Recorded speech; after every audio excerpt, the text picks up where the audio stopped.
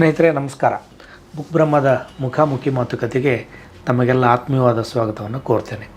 ಇವತ್ತಿನ ಮಾತುಕತೆಯ ಅತಿಥಿಯಾಗಿ ನಮ್ಮ ಜೊತೆಗಿರುವಂಥವರು ಉತ್ತರ ಕರ್ನಾಟಕದ ಬಾಗಲಕೋಟೆ, ಅರ್ಸ್ಟ್ವೈಲ್ ಬಿಜಾಪುರ ಜಿಲ್ಲೆಯ ಭಾಗವಾಗಿದ್ದ, ಈಗ ಬಾಗಲಕೋಟೆ ಅಂತ ಪ್ರತ್ಯೇಕ ಜಿಲ್ಲೆ ಅದು. ಬಾಗಲಕೋಟೆಯಲ್ಲಿ ಇಂಗ್ಲೀಷ್ ಪ್ರಾಧ್ಯಾಪಕರಾಗಿ ಕೆಲಸ ಮಾಡಿ ನಿವೃತ್ತರಾಗಿರುವ ಪ್ರೊಫೆಸರ್ BR ಪೊಲೀಸ್ ಪಾಟೀಲ್ ಅವರು. BR ಅಂತಂದರೆ ಬಾಪುಗೌಡ R ಪೊಲೀಸ್ ಪಾಟೀಲ್ ಅಂತವರು. ಇಂಗ್ಲೀಷ್ ಮೇಸ್ಟ್ರಾಗಿ ಕನ್ನಡ ಸಾಹಿತ್ಯದಲ್ಲಿ ಬರೆಯುವ ಒಂದು ಪರಂಪರೆ ಇದೆಯಲ್ಲ, ಆ ಪರಂಪರೆಯ ಮುಂದುವರಿಕೆಯಾಗಿ ಜೊತೆಗಿರುವಂಥವ್ರು.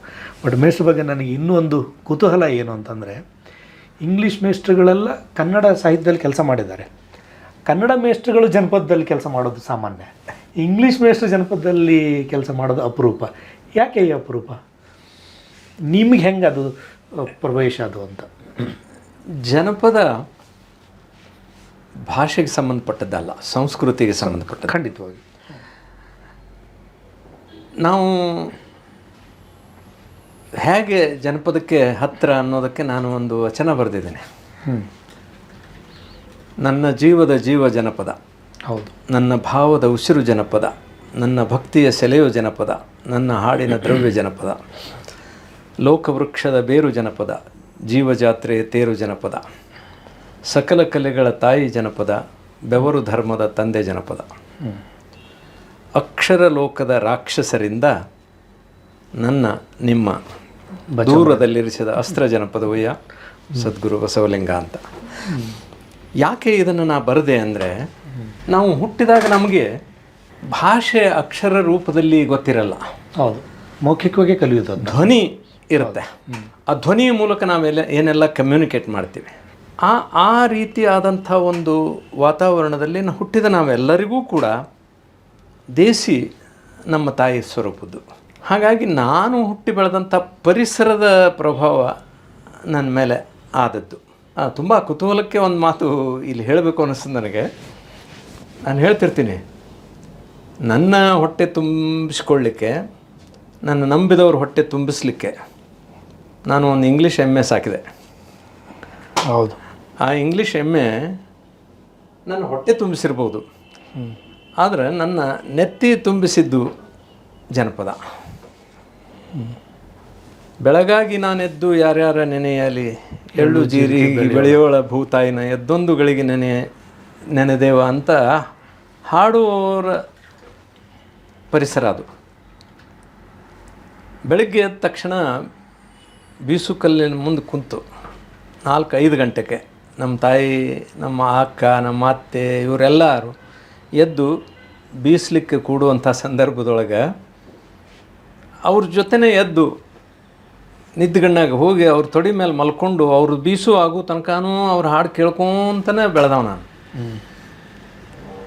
ಶರಣರ ನೆನದರ ಸರಗಿಯ ಇಟ್ಟಂಗ ಅರಳು ಮಲ್ಲಿಗೆ ಮುಡದಂಗ ಎಲೆ ಮನವೇ ಶರಣರ ನೆನೆಯೋ ಸರ್ವತ್ತ ಅಂತ ಹಾಡೋದನ್ನು ಕೇಳಿ ಒಂದು ದಿವಸ ನಮ್ಮ ತಾಯಿಗೆ ನಾ ಕೇಳಿದೆ, ಇವ ಶರಣರಂತಿರಲ್ಲ, ಯಾರಿವರು, ಎಲ್ಲಿರ್ತಾರ, ಹೆಂಗಿರ್ತಾರ ಅಂತ ನನ್ನ ಕುತೂಹಲಕ್ಕೆ ನಾನು ಆ ಪ್ರಶ್ನೆ ಕೇಳಿದ್ದಕ್ಕೆ ನಮ್ಮ ತಾಯಿ ನಿರಕ್ಷರಿ ಆಗ ಒಂದು ಹಾಡು ಕಟ್ಟಿ ಹೇಳಿದ್ಲು ನನಗೆ. ಎಲ್ಲ್ಯಾರ ಶರಣರ ಇಲ್ಲೇ ಕಾಣಿಸುತ್ತಾರ, ಮಲ್ಲಿಗೆ ಹೂವಿನಾಗ ಅಡಗ್ಯಾರ ತಮ್ಮ ಇಲ್ಲೇ ಕಾಣಿಸುತ್ತಾರ. ಎಂಥ ಅದ್ಭುತ ಶಿಕ್ಷಣ ಇದು ಅನ್ನಿಸ್ತು ನನಗೆ. ಮಲ್ಲಿಗೆ ಹೂವಿನಾಗ ಅಡಗ್ಯಾರ ಅಂದರೆ ಹತ್ರ ಹೋದ್ರೆ ಅದರ ಪರಿಮಳವಾಗಿಯೂ ಅಡುಗ್ಯಾರ, ಅದರ ಸೌಂದರ್ಯವಾಗಿಯೂ ಅಡುಗ್ಯಾರ ಅಂತ. ಈ ಫಿಲಾಸಫಿ ಆಫ್ ಲೈಫ್, ಅದೇ ಫಿಲಾಸಫಿ ಆಫ್ ಲೈಫೇ ಅದು. ಸೊ ಇದ್ದು ನನ್ನನ್ನು ಕೊಂಡೋಯ್ತು ಹಾಗೆ ಆ ಪರಿಸರಕ್ಕೆ. ಬೆಳೆದಂಗೂ ನಾನು ಇದನ್ನು ಮರೆಯೋದ್ರ ಬದಲು ಅದನ್ನು ಮತ್ತೆ ನೋಡಲಿಕ್ಕೆ ಶುರು ಮಾಡಿದೆ ನನ್ನ ಕಣ್ಣುಗಳಿಂದ. ಸೊ ಈಗ ನಾನು ಆ ಪರಿಸರದ ಲಾವಣಿ, ತತ್ವಪದಗಳನ್ನು, ದೊಡ್ಡಾಟದ ಪ್ರಯೋಗಗಳನ್ನು, ಶ್ರೀಕೃಷ್ಣ ಪಾರಿಜಾತದ ಪ್ರಯೋಗಗಳನ್ನು, ಇವನ್ನೆಲ್ಲ ನೋಡ್ತಾ ಬೆಳೆಯುವಾಗ ನನಗೆ ಆ ಕಾಲದಲ್ಲಿ ಒಂದು ಅವಕಾಶ ಸಿಗ್ತು. ಏನು ಅವಕಾಶ ಅಂದ್ರೆ ಈ ಮೂಡಲ್ಪಾಯ ದೊಡ್ಡಾಟದ ಪ್ರಯೋಗಗಳನ್ನು ಮಾಡುವಾಗ ಹಸ್ತಪ್ರತಿಗಳಿಂದ ಅದನ್ನು ಮತ್ತೆ ಕಾಪಿ ಮಾಡ್ಕೋಬೇಕಾಗಿತ್ತು. ಹೌದು. ಈ ಒಳಿ ಅಂತ ಮಾಡ್ತಿದ್ರು, ಇಷ್ಟಿಷ್ಟ ಒಂದೊಂದು ಪೇಜ್ ಪುಟ್ಟ ಪುಟ್ಟ ಪುಸ್ತಕಗಳು. ಹೌದು. ಅಂದ್ರೆ ಯಾರ್ಯಾರು ಡೈಲಾಗ್ಸ್ ಪಾತ್ರ. ನಮ್ಮೂರಾಗ ಅದನ್ನ ಕಲಿಸುವಂಥ ಒಬ್ಬ ಮಾಸ್ತರ್ ಇದ್ದ, ಗಿರ್ಮಲ್ ಅಂತ. ಅವ ಗೌಡ್ಯ ಬಾಯಿಲಿ ಈ ಒಂದಿಷ್ಟು ಈ ಒಳಿ ತಗೊಂಡು ಅವರು ಆ ಮಾತು ಬರೆದು ಕೊಡು ಅವ್ರವ್ರಿಗೆ. ಈ ದೊಡ್ಡಾಟದ ಮಾತುಗಳನ್ನು ಬರೆದು ಕೊಡ್ತಾ ಕೊಡ್ತಾ ಕೊಡ್ತಾ ಆಮೇಲೆ ಆ ಪ್ರಯೋಗಗಳನ್ನು ಮಾಡ್ತಾ, ಅಲ್ಲಿ ಯಾರೋ ಒಬ್ಬ ಪಾತ್ರಧಾರಿ ಕೈ ಕೊಟ್ಟಾಗ ಬಾಲಗೋಪಾಲನ ಪಾತ್ರ ನಾನೇ ಮಾಡಿ, ಗಣಪತಿ ಪಾತ್ರ ಮಾಡಿ, ಇದೆಲ್ಲ ಮಾಡ್ತಾ ಮಾಡ್ತಾ ನನ್ನ 11ನೇ ವಯಸ್ಸಿನಲ್ಲಿ, ನಾನು 6ನೇ ಕ್ಲಾಸ್ನಲ್ಲಿ ಇದ್ದಾಗ ದ್ರೌಪದಿ ವಸ್ತ್ರಾಪಹರಣ ಅನ್ನುವಂಥ ಒಂದು ದೊಡ್ಡಾಟ ಬರೆದೆ ನಾನೇ. ನೀವೇ? ಅಂದ್ರೆ ನಂದಲ್ಲ ಅದು, ಆ್ಯಕ್ಚುಲಿ ಆವಾಗಿನ ಪರಿಸ್ಥಿತಿ ಏನು ಅಂದರೆ ಆ ಒಳಿ ಏನು ನಾನು ಬರೆದು ಕೊಡ್ತಿದ್ದೆ, ಪ್ರತಿ ಮಾಡಿದ್ದು, ಆ ಪ್ರತಿ ಮಾಡಿದ್ರ ಮೇಲಿಂದ ನಾನೇ ಅನುಕರಣೆ ಅಂದರೂ ಸರಿಯೇ ಅಥವಾ ನನ್ನ ಆಲೋಚನೆ ಅಂದರೂ ಸರಿ, ಆ ಒಂದು ನಾಟಕ ಅಂದರೆ ದೊಡ್ಡಾಟದ ಒಂದು ಹಸ್ತಪ್ರತಿ ನಾನು ಸಿದ್ಧಪಡಿಸಿದೆ. ಅದರ ಪ್ರಯೋಗ ಆಗಲಿಲ್ಲ ಅಥವಾ ಅದು ಆಮೇಲೆ ನಾನು ಪ್ರಕಟ ಆಗಲಿಲ್ಲ, ಆದರೆ ನನಗದು ಅಚ್ಚಳಿಯದೆ ಉಳಿತದು. ನಾನು ಬರೀಬಲ್ಲೆ. ನೀವು ಅಕ್ಷರ ಅಂದರೆ ಬರೀಲಿಕ್ಕೆ ಅಂತ ಶುರು ಮಾಡಿದ್ದು ದೊಡ್ಡಾಟದ ಮೂಲಕನೇ. ಅದು ಅಂದ್ರೆ ನಾನು ಪ್ರಾಥಮಿಕ ಶಾಲಾ ವಿದ್ಯಾರ್ಥಿ ಆಗಿದ್ದಾಗ ಅಲ್ಲಿಂದನೇ ಅಕ್ಷರದ ಜೊತೆಗೆ ಒಡನಾಟ ಅಂತ ಶುರು ಮಾಡ್ಬೋದು, ಕವಿಯಾಗಿ ಅಲ್ಲ. ಅಫ್ಕೋರ್ಸ್. ಆಮೇಲೆ ನನಗೆ ಆವಾಗ ನಮ್ಮೂರಾಗ ಪೌರಾಣಿಕ ನಾಟಕಗಳು, ಐತಿಹಾಸಿಕ ನಾಟಕಗಳು ಇವೆಲ್ಲ ಪ್ರಯೋಗ ಆಗ್ತಿದ್ವಲ್ಲ, ಅದನ್ನೆಲ್ಲ ನೋಡ್ತಾನೂ ಬಡತನದ ಭೂತ, ಕಂದಗಲ್ ಹನುಮಂತರಾಯರ ನಾಟಕ, ಅದನ್ನು ನಮ್ಮೂರಾಗ ಆಡಿಸಿದ್ರು, ಅದನ್ನೆಲ್ಲ ನೋಡ್ತಿದ್ದೆ. ಜಾತ್ರೆ ಕಾರ್ತಿಕ್ಗಳಲ್ಲೆಲ್ಲ ನಮ್ಮ ನೆರೆ ಹಳ್ಳಿಗಳಲ್ಲೆಲ್ಲ ಪ್ರಯೋಗ ಆಗ್ತಿದ್ವು. ಅಲ್ಲಿಗೆ ಎತ್ತಿನ ಗಾಡಿ ಕಟ್ಕೊಂಡು ಹೋಗಿ ನಾಟಕಗಳನ್ನು ನೋಡಿ ಬರ್ತಿದ್ವಿ. ಹಾಗಾಗಿ ಅದೇ ವರ್ಷ ಪೌರ್ಣಿಮೆಯ ಚಂದ್ರ ಅಂತ ಒಂದು ಸಾಮಾಜಿಕ ನಾಟಕನೂ ಬರೆದೆ ನಾನು. ಇದೇನು ನನ್ನ 11ನೇ ವಯಸ್ಸಿನಲ್ಲಿ. ಸೊ ಇದರ ನಂತರ ಬಹಳ ಒಂದು ದೊಡ್ಡ ಗ್ಯಾಪ್ ಆಯ್ತು ಅಲ್ಲಿ. ಮುಂದೆ ನಾನು ಹೈಸ್ಕೂಲು, ಕಾಲೇಜಿಗೆ ಬರುವವರೆಗೂ ಕೂಡ ನಾನು ಬರೀಬಲ್ಲೆ ಅಂತ ನನಗೆ ಗೊತ್ತಿರಲಿಲ್ಲ. ಬಟ್ ನನಗೊಂದು ಸಣ್ಣ ಕುತೂಹಲ ಏನಂದರೆ, ನೀವು ಜಾನಪದದ ವಾತಾವರಣದಲ್ಲಿ, ಅಂದರೆ ಆ್ಯಕ್ಚುಲಿ ಅಸ್ಟ್ವೈಲ್ ಬಿಜಾಪುರ ಇದೆಯಲ್ಲ, ಅದೊಂದು ರಿಚ್ ಆದ ಸಾಂಸ್ಕೃತಿಕವಾದ ಹೆರಿಟೇಜ್ ಇರುವಂಥದ್ದು. ಅದು ಅಲ್ಲಿನ ಫೋಕ್ ಅಂತೂ ಭಾಳ ವಿಶೇಷವಾಗಿ, ಸಿಂಪಲ್ ಲಿಂಗಣ್ಣ ಮತ್ತು ಹಲಸಂಗಿ ಗೆಳೆಯರಿಂದ ಗರ್ತಿ ಹಾಡು ಬಂದದ್ದನ್ನು ಒಂದು ಮೈಲ್ ಸ್ಟೋನ್ ಅಂತ ನೋಡಿದ್ಬಿಟ್ರೂ, ಅದೊಂದು ಐತಿಹಾಸಿಕ ಪ್ರಸಂಗ ಅನ್ನೋದು ಬಿಟ್ಟರು ಕೂಡ ಆ ಭಾಗದಲ್ಲಿ ಅಂದರೆ ದೊಡ್ಡಾಟ, ಬಯಲಾಟ, ರಾಧಾನಾಟ, ಬಿದರಾಟ, ಕೃಷ್ಣ ಪಾರಿಜಾತ, ಒಟ್ಟು ಅದೊಂದು ಆ ಥರದ ಜಾನಪದವೇ ಮೈದಾಳಿ ನಿಂತಂಥ ವಾತಾವರಣದಲ್ಲಿ ಬೆಳೆದು ಬಂದ್ರಿ ಅನ್ನೋ ಕಾರಣಕ್ಕಾಗಿ ಜಾನಪದ ಜೊತೆಗಿನ ಒಡನಾಟ ಇತ್ತು. ಬಟ್ ಇದನ್ನು ಸಾಹಿತ್ಯ ಅಂತ ನೋಡುವ ಪರಿಪಾಠ ಅಂತೂ ಇರಲೇ ಇಲ್ಲ. ಅದೊಂದು ಕಲ್ಚರ್, ಅದೊಂದು ಸಂಸ್ಕೃತಿ ಅಂತ. ನೀವು ಸಾಹಿತ್ಯ ಅಂತ ನೋಡ್ಲಿಕ್ಕೆ ಶುರು ಮಾಡಲಿಕ್ಕೆ ಡಿಗ್ರಿಗೆ ಬಂದಾಗ ಶುರುವಾಗಿದ್ದ ಅದು ಓದಲಿಕ್ಕೆ ನಾನು ಹೇಳೋದು. ಅಟ್ಲೀಸ್ಟ್ ಡಿಗ್ರಿನಲ್ಲಿ ಸಾಹಿತ್ಯದ ಸಬ್ಜೆಕ್ಟ್ ತೊಗೋಬೇಕಂತ ಅನಿಸಿದ್ದು ಯಾಕಂತ? ಇದು ಭಾಳ ಪ್ರಮುಖವಾದ ಪ್ರಶ್ನೆ ನನ್ನ ಬದುಕಿನಲ್ಲಿ. ನಾನು 7ನೇ ಕ್ಲಾಸಿನವರೆಗೂ ನಮ್ಮೂರಲ್ಲಿ, ತಾಳಿಕೋಟೆ ತಾಲೂಕಿನ ಕೊಣ್ಣೂರು ನನ್ನ ಪರಿಚಯ ಅದನ್ನು ನಾನು ಒಂದು ಲಾವಣಿ ಮೂಲಕನೇ ಮಾಡ್ಕೊಂಡಿದ್ದೀನಿ. ತಾಳಿಕೋಟೆ ತಾಲೂಕು ಶಾರ, ಜಿಲ್ಲಾ ವಿಜಾಪುರ, ಕೊಣ್ಣೂರ ಕವಿ ಊರ, ಬಾಪುಗೌಡ ಚಿನುಮಾಯಿವರ ಕುವರ, ಕಾಯಬೇಕು ನೆಂಬಿಗಿ ದೇವರಾಜಿ.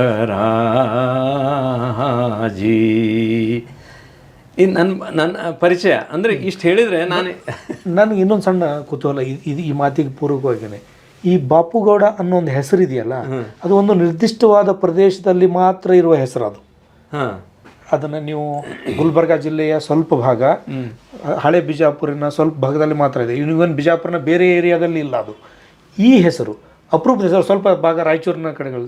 ಏನದು ಆ್ಯಕ್ಚುಲಿ? ನನಗೆ ಈ ಬಾಪುಗೌಡ ಅನ್ನೋ ಹೆಸರಿನ ಬಗ್ಗೆ ಬಹುಶಃ ನಾನು 5ನೇ ವಯಸ್ಸಿನಲ್ಲಿ ಇರೋವರೆಗೂ ಅದು ಬರೀ ಒಂದು ಹೆಸರಾಗಿತ್ತು ನನಗೆ. ನಾನು 5 ವರ್ಷದವ ಆಗಿದ್ದಾಗ ಒಂದು ದಿವಸ ನಮ್ಮ ತಾಯಿ ನನಗೆ ಒಂದು ಬಸಿಯೊಳಗೆ ಹಾಲು ಮತ್ತು ಚಹಾ ಹಾಕಿ ಕುಡಿಸ್ಲಿಕ್ಕೆ ಹತ್ತಿದಾಗ ಇನ್ನೂ ನಾ ಕುಡ್ದಿದ್ದಿಲ್ಲ, ಬಾಯಿ ತನಕ ತಂದಿದ್ನಿ. ಹೊರಗಿನಿಂದ ನಮ್ಮ ತಂದೆ ಬಂದರು. ಆ ಚಹಾ ಅವ್ರಿಗೆ ಕಣ್ಣಿಗೆ ಬಿದ್ದದ್ದೇ ಇಷ್ಟು ಸಿಟ್ಟು ಬಂತು ಅವ್ರಿಗೆ. ಚಹಾ ಕುಡಿಬಾರ್ದು ಅಂತ. ಹಾಂ, ಇಷ್ಟು ದಪ್ಪ ಇಷ್ಟುದ್ದ ಹೊಲದ್ದು ನಕಾಶೆ ಸುರುಳಿತ್ತು ಅವ್ರ ಕೈಯಲ್ಲಿ. ಬೀಸಿ ಹೋಗಿದ್ರು ಅದನ್ನು. ಅದೇನು ಬಸಿಗೆ ಬಡೀತು, ನನ್ನ ಮೈ ತುಂಬ ಎಲ್ಲ ಚೆಲ್ಲಿ ಬಿಸಿದು. ನಾನು ನಮ್ಮ ತಾಯಿ ಇಬ್ಬರು ಗತ ನಡುಗ್ತಿದ್ವಿ. ಅಲ್ಲಿ ಇವನ್ ಸುಡ್ತದೆ ಆ್ಯಕ್ಚುಲಿ. ಅಷ್ಟು ಬಿಸಿ ಇರಲಿಲ್ಲ ಅದು. ಮಕ್ಕಳಿಗೆ ಕುಡಿಸುವಾಗ ಸಾಮಾನ್ಯವಾಗಿ ಆರಿಸಿ ಕೊಡ್ತಾರೆ. ಅದನ್ನು ನನ್ನ ಮೈ ಮೇಲೆ ಚೆಲ್ತು.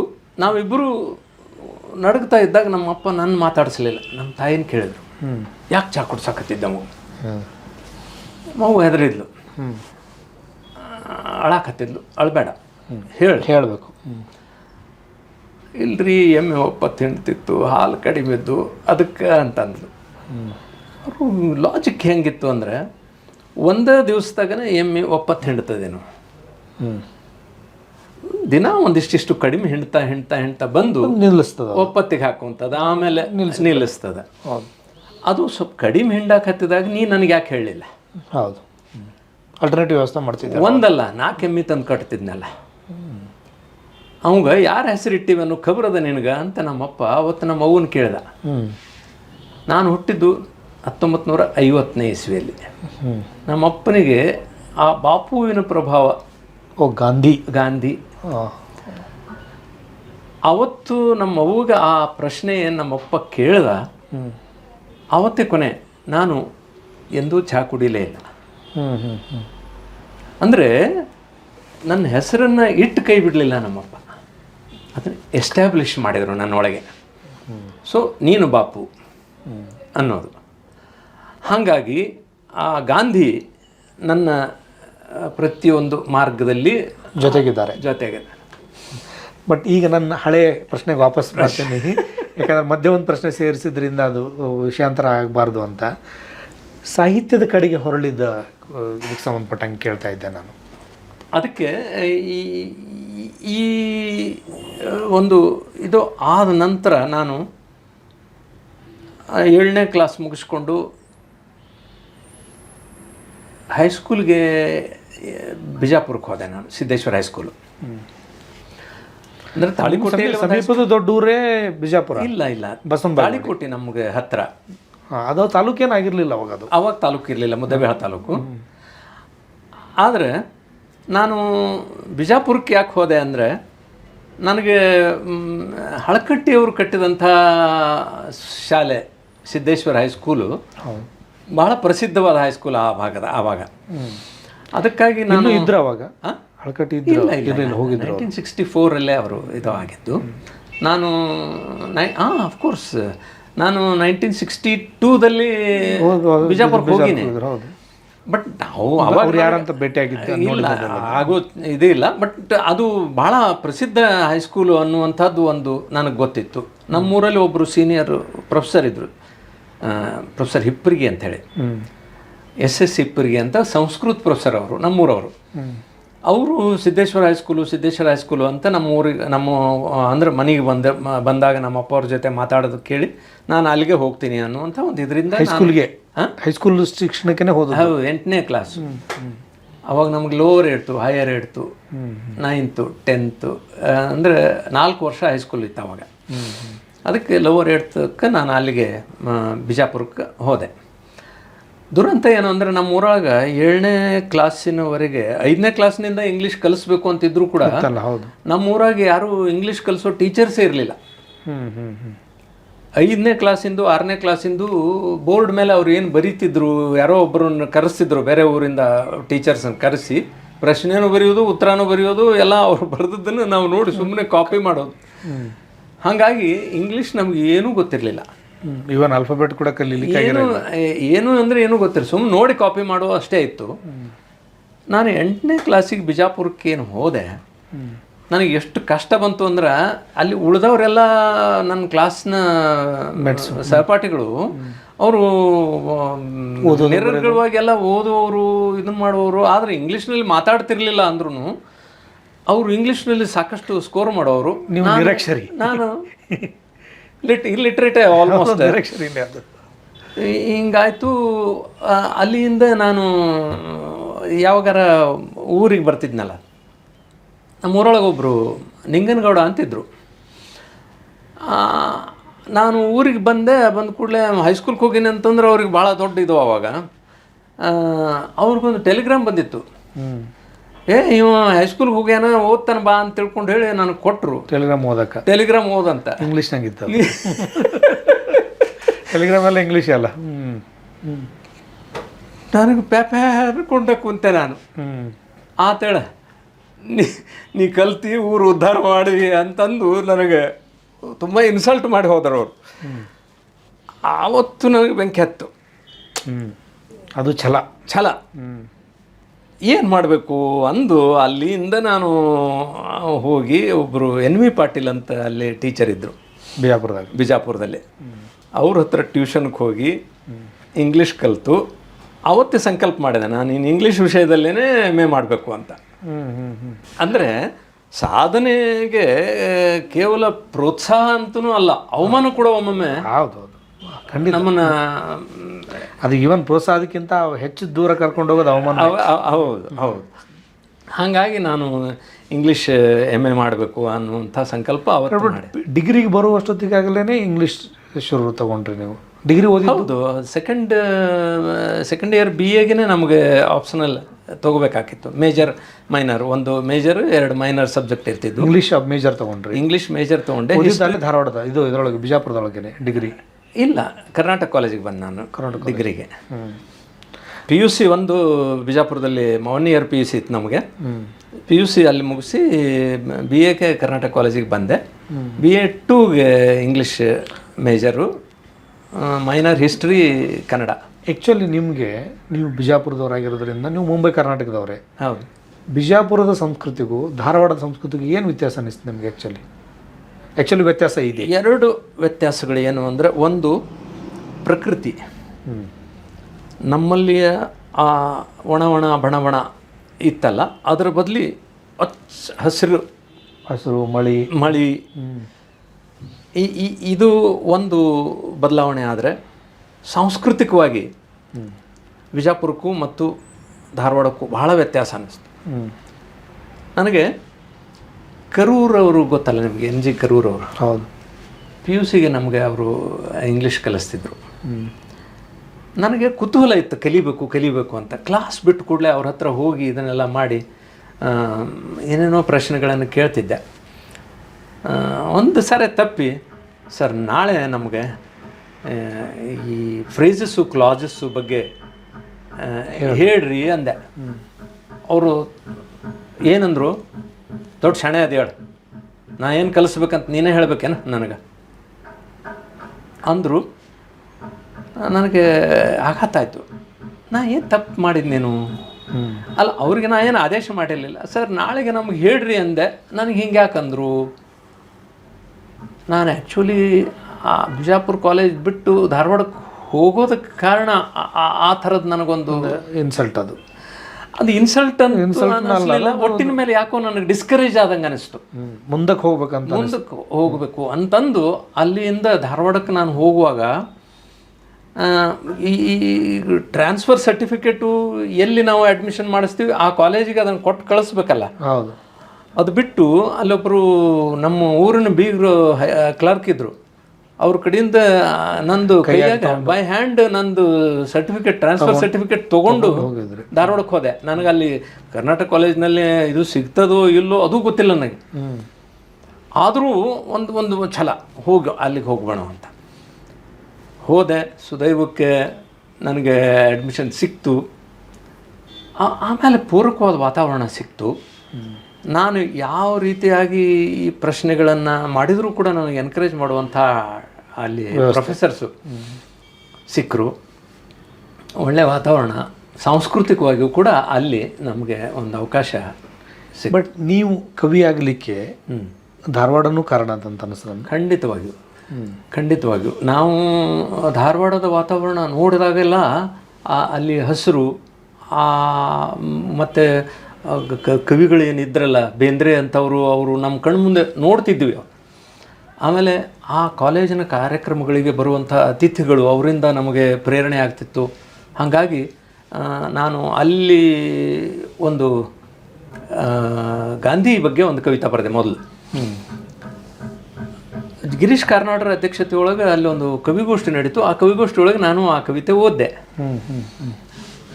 ಕಾರ್ನಾಡವರು ತಮ್ಮ ಅಧ್ಯಕ್ಷೀಯ ಭಾಷಣದೊಳಗೆ ಅದು ನಾನು ಅವಾಗ ಬರೆದಿದ್ದೆ. ಸಾಮಾನ್ಯವಾಗಿ ಎಲ್ಲರಿಗೂ ಆರಂಭದ ಪ್ರೇರಣೆ ಏನಿರ್ತಿತ್ತು ಅಂದರೆ ಪ್ರಾಸ ಅಂದ್ರೇ ಕವಿತೆ, ಕವಿತೆ ಅಂದ್ರೇ ಪ್ರಾಸ ಅಂತ.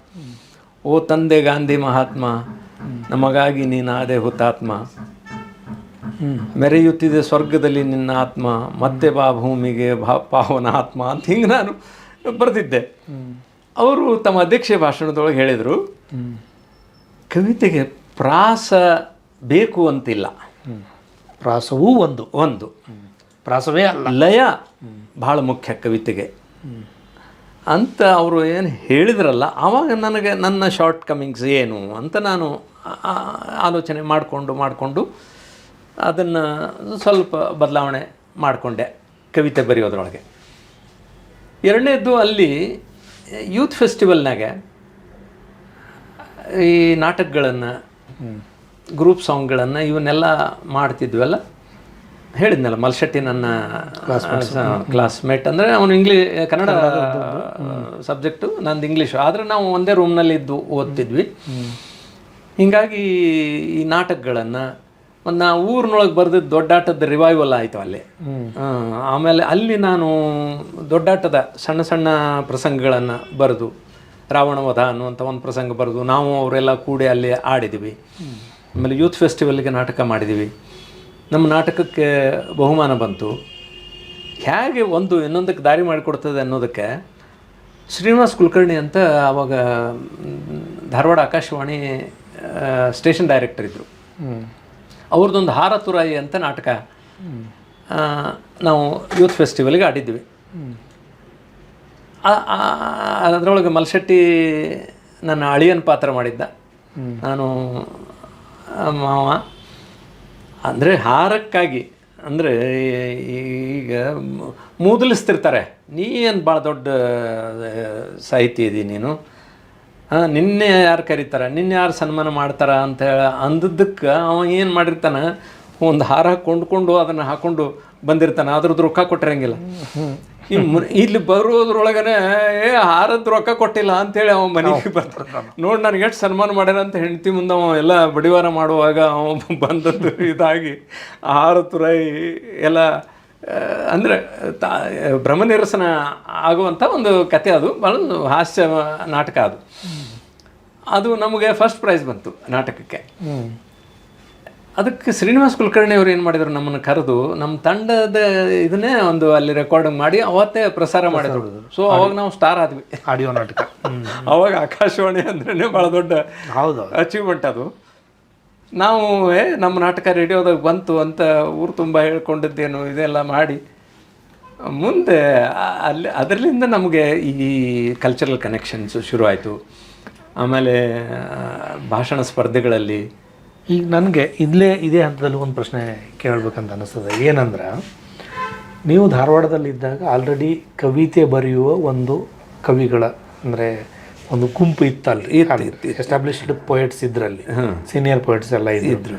ಇವನ್ ಚಂಪಾ ಅವರೆಲ್ಲ ನಿಮ್ಗೆ ಆಮೇಲೆ ಮೇಸ್ಟ್ ಆದರು ಆಮೇಲೆ, ಬಟ್ ಅವರೆಲ್ಲ ಈ ಬರಿತಾ ಇದ್ರು ಕರ್ನಾಟಕ ಕಾಲೇಜ್ನಾಗೆ ಅವ್ರು ನಮಗೆ ಕಲಿಸ್ತಿದ್ರು, ನಿಮ್ಗೆ ಕಲಿಸ್ತಿದ್ರು. ಅಂದ್ರೆ ಅವರೆಲ್ಲ ನನ್ನ ಏನು ಪ್ರಶ್ನೆ ಏನಂದರೆ, ಚಂಪಾ ಇರ್ಬೋದು, ಕಣವಿ ಇರ್ಬೋದು, ಬೇಂದ್ರೆ ಇರ್ಬೋದು, ಪಟ್ಟಣಶೆಟ್ಟರ್ ಇರ್ಬೋದು, ಇವರೆಲ್ಲರೂ ಒಂದು ಆಧುನಿಕವಾದ ನವೋದಯದಿಂದ ನವ್ಯದ ಕಡೆಗಿನ ಏನು ನಮ್ಮ ಸಾಹಿತ್ಯ ಚರಿತ್ರೆ ಇದೆ, ಆ ಥರದ ಒಂದು ಚಲನೆಯನ್ನು, ಒಂದು ಪ್ಯಾಟರ್ನನ್ನು ಸೆಟ್ ಮಾಡಿದ್ರು ಅವರು. ಬೇಂದ್ರೆ ನವ್ಯರ ಕಾಲಕ್ಕೆ ನವ್ಯರ ಥರ ಬರೆದ್ರು, ಕಣವಿಯವರು ಕೂಡ ಎಲ್ಲ ಕಾಲಕ್ಕೆಲ್ಲ ಸಮನ್ವಯ. ಸೊ ಈವನ್ ಪಟ್ಟಣಶೆಟ್ಟರ್ಗೂ ಆಗಲಿ ಚಂಪಾಗಲಿ ಅವರು ಕೂಡ ಹಾಡು ಬರೆದ್ರು. ನೀವು ನಿಮ್ಮ ಬರಹಗಳನ್ನು ಈ ನವ್ಯದ ಅತ್ಯಂತ ದಟ್ಟವಾದ ಪ್ರಭಾವ ಇದ್ದ ಕಾಲದಲ್ಲಿ ಹಾಡಿನ ಕಡೆಗೆ ಒಲಿದದ್ದು ಯಾಕೆ, ಹೇಗೆ ಅಂತ ನಿಮ್ಮ ಕವಿತೆಗಳು? ಹಾಡಿನ ಕಡೆಗೆ ನಾನು ಒಲಿಬೇಕಾದ್ರೆ ಈ ಕವಿಗಳ ಪ್ರಭಾವ ನನ್ನ ಮೇಲೆ ಆಗಿಲ್ಲ. That's what I wanted to ask. ಈ ಕವಿಗಳ ಪ್ರಭಾವ ನನ್ನ ಮೇಲೆ ಆಗಲಿಲ್ಲ. ನಾನು ಅದೇ ನಮ್ಮ ಊರಲ್ಲಿ ಇದ್ದಾಗಲೇ ನಾನು ಹೇಳಿದ್ನಲ್ಲ, ನಮ್ಮ ಗಿರ್ಮಲ್ಲ ಅಂತ ಒಬ್ಬ ಕವಿ ಇದ್ದ. ಅವನು ನಮ್ಮೂರಿನ ಎಲ್ಲ ಕಾರ್ಯಕ್ರಮಗಳಿಗೆ, ಅದು ಧಾರ್ಮಿಕ ಕಾರ್ಯಕ್ರಮ ಇರ್ಬೋದು, ಕೌಟುಂಬಿಕ ಕಾರ್ಯಕ್ರಮಗಳಿರ್ಬೋದು, ಅಂದರೆ ಸೋಬಾನ ಪದಗಳನ್ನು ಹಾಡ್ತಿದ್ದ, ಬೀಸುಕಲ್ಲಿನ ಪದ ಹಾಡ್ತಿದ್ದ, ಹಂತಿ ಪದಗಳನ್ನು ಹಾಡ್ತಿದ್ದ, ಜನಪದ ಹಾಡುಗಳೇ ಅವು.